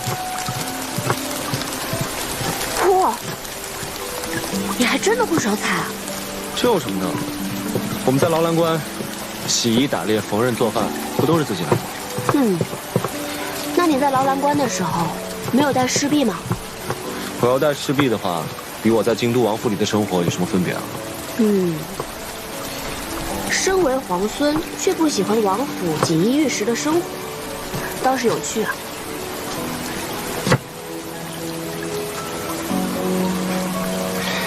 我呢，是鄂月出生的鄂子，从小先帝和父王就不喜欢我，这样的锦衣玉食，不要也罢。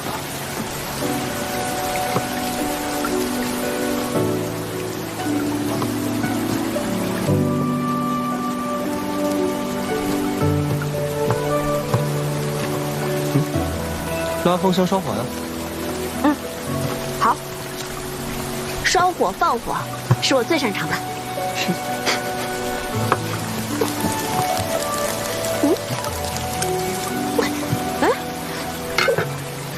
拉香烧火呢，也要讲究技巧的，要慢慢的这样推进去，再慢慢拉出来，慢慢推进去拉出来。还有呢，我试试。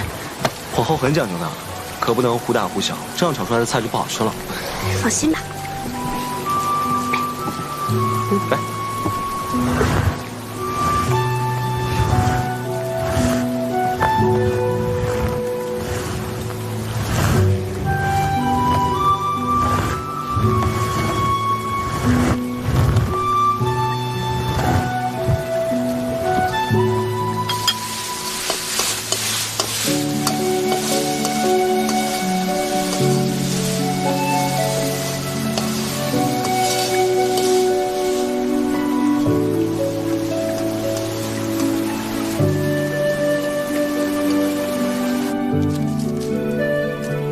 来啦，米饭来啦！行，吃吧。这么粗茶淡饭的，你还跑去摘野花？私事陋室，唯吾德馨。十七郎，这顿饭可是你认真做的，怎么能随便对付过去呢？菜色简陋，委屈你了。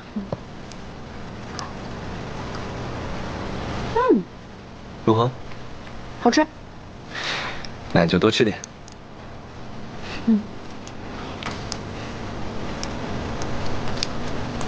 你不怕我在饭菜里下毒啊？当然怕了。所以刚才我在烧火的时候，已经放了毒烟。皇孙，你现在已经中毒了。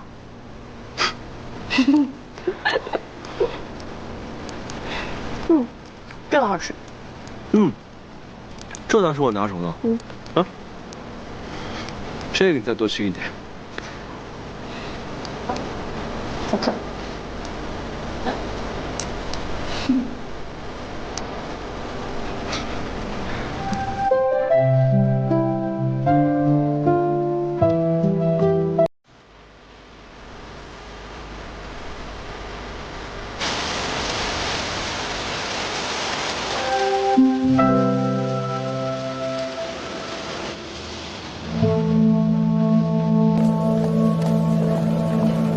给我砸！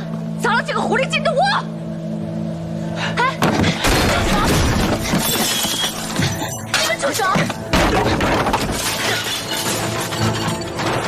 魏国夫人，这里是后宫，岂容你在这放肆？你还知道这是后宫？那他这个前太子妃为何还在这个后宫里？就是你这个狐狸精，魅惑大都督，祸国殃民，就是你害得我弟弟被俘。我今天非撕了你这个狐狸精不可！还我弟弟！放手！我杀了你！你混混大都督，还我弟弟！我今天非杀了你们！大都督到！你放开我！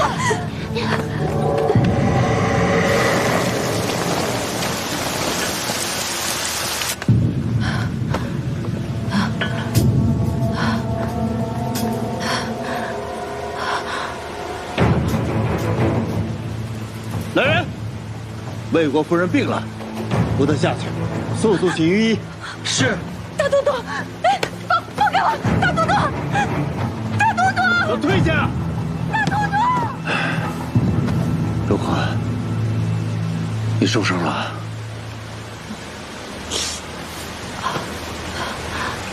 委屈你了。切不委屈。我早知道就会有今日，怎会委屈？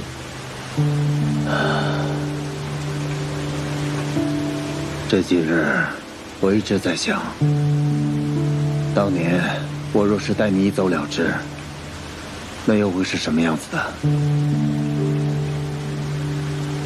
想当初，我在城外的十里长亭，足足等了你一日，直到太阳落山，也没见你来，我就知道你再也不会来了。虽然当时我已经被选做了太子妃，但是只要你愿意带我走，我是可以跟你远走高飞的，隐姓埋名，哪怕做一对贫贱夫妻，我也甘之如饴。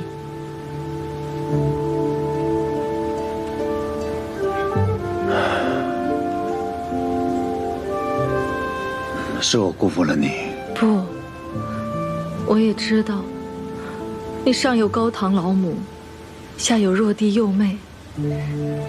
若你真的带我一走了之，那就是满门抄斩的大罪。我如今罪孽深重，可是只要想到和你在一起的日子，哪怕是偷来的，只要能和你在一起，不管别人骂我还是唾弃我，我都是那么的高兴。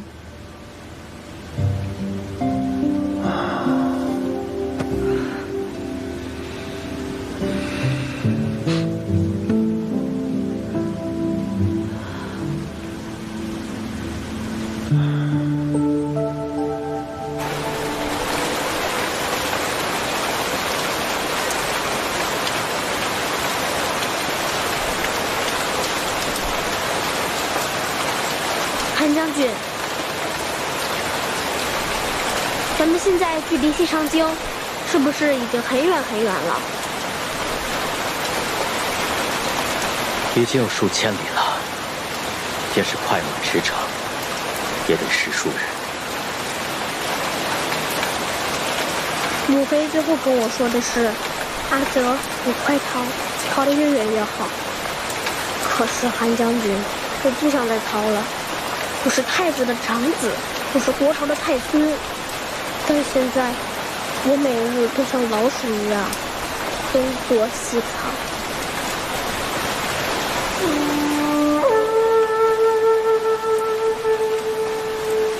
臣给殿下讲过韩信将军的故事，也讲过越王勾践的故事。殿下如今是避险，忍辱负重，才能有将来收复河山的一日。那日你说镇西军统帅李密是我实际堂兄，镇西军已经从劳兰关一直杀到了望州。17哥领兵还是挺厉害的，我真想同他一样，与敌人正面对阵，拼杀一场。17皇孙确实战功显著，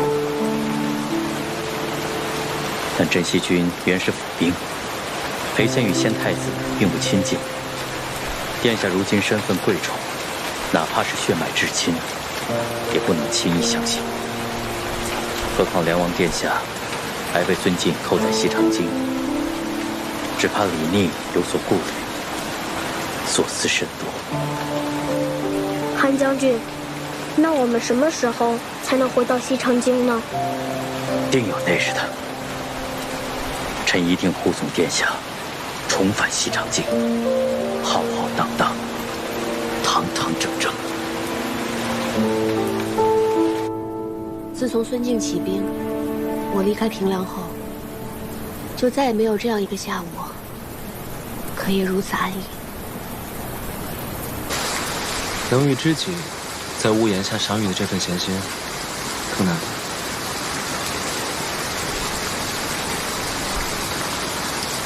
前几日，我还做梦回到劳兰关，打了一头特别肥的黄羊，正烤着呢，梦就醒了。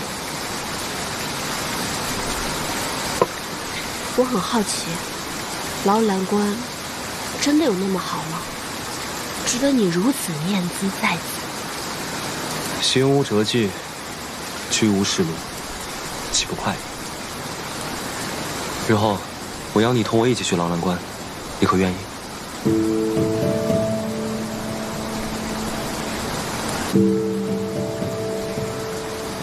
你明明知道这是梦，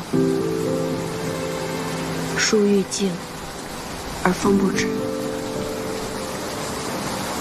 17郎，你以如今的身份，还能抛开一切，重回边塞，过那样的生活吗？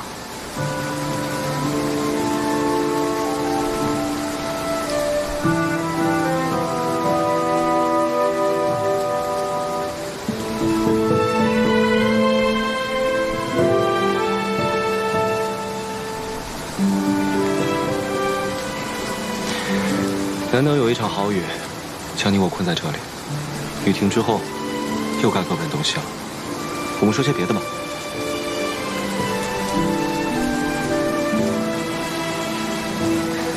好，那就说说你吧。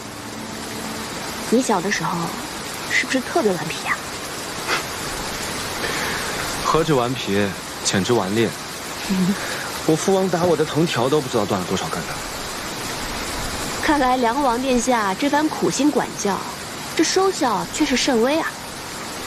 我倒不怕挨打，我就怕念叨。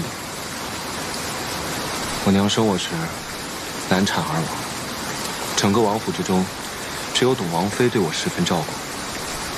我父王又不喜欢我，我的2位兄长都仗着父王的偏心，总让我顶包挨打。日子久了，父王就更讨厌我，见到我就皱眉。真想不到，你还受这样的气。我那2位兄长都是董王妃所生，我娘是董王妃身边的侍女，听说从前一不多愁。幸好董王妃对我娘十分照顾。我阿娘过世之后，又是董王妃抚育我。为着王妃，我也就万事不与兄长计较。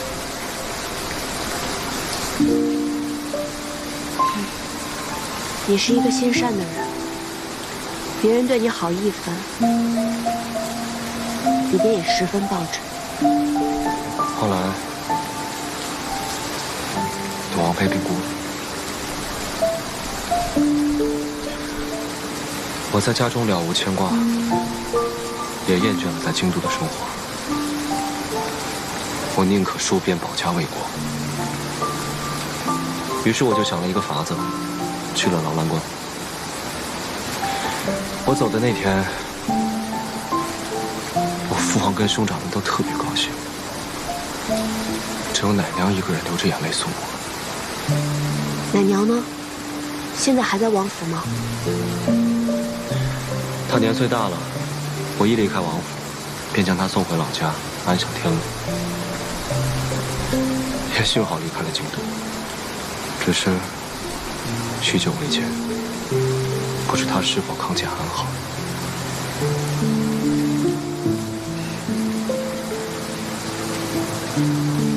还能有记挂着的人，就不会觉得孤独。我阿娘也去世很久了，我都已经快记不得她的样子，但每次想到她，都觉得她在陪着我，我也不会觉得孤单。你小时候是什么样的人？我真想象不出来。我猜你一定是个人小鬼大、难缠至极的吧？我从小是被当成男孩子养大的，读书练武和其他的男孩没有差别。男孩子学什么，我就要比他们学得更好。都是你爹娘逼你的？不，是我自愿的。我是女儿身，志向与男儿无异，本就该付出更多努力。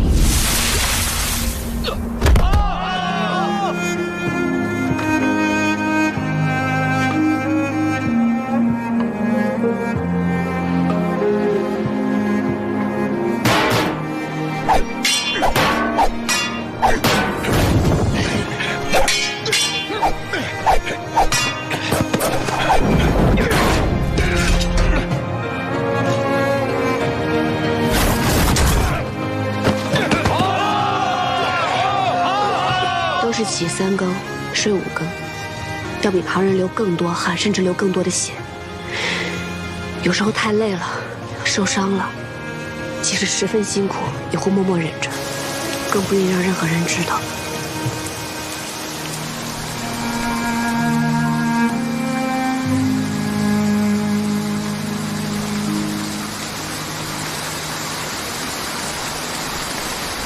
在想什么？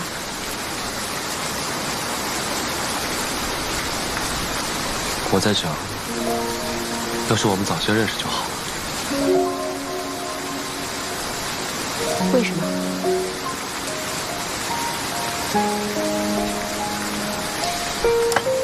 这样我们就能一起练武，一起读书，一起打仗，闲来无事，还能像这样聊聊天。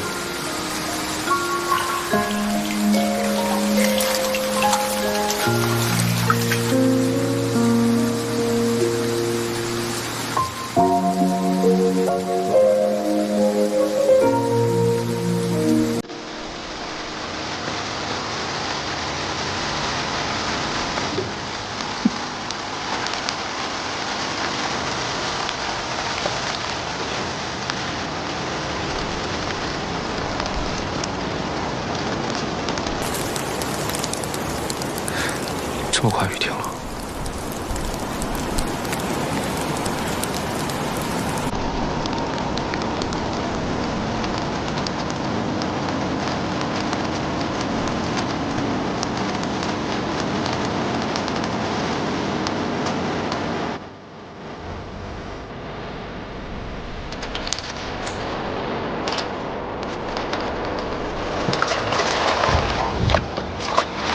回去吧。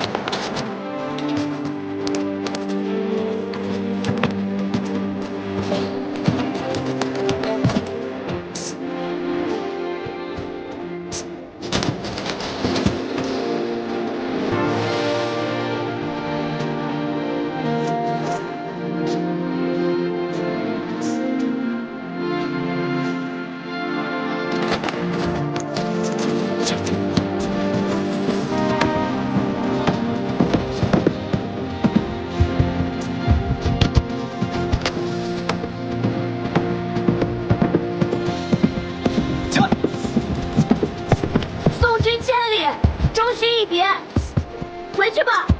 我再送你一程。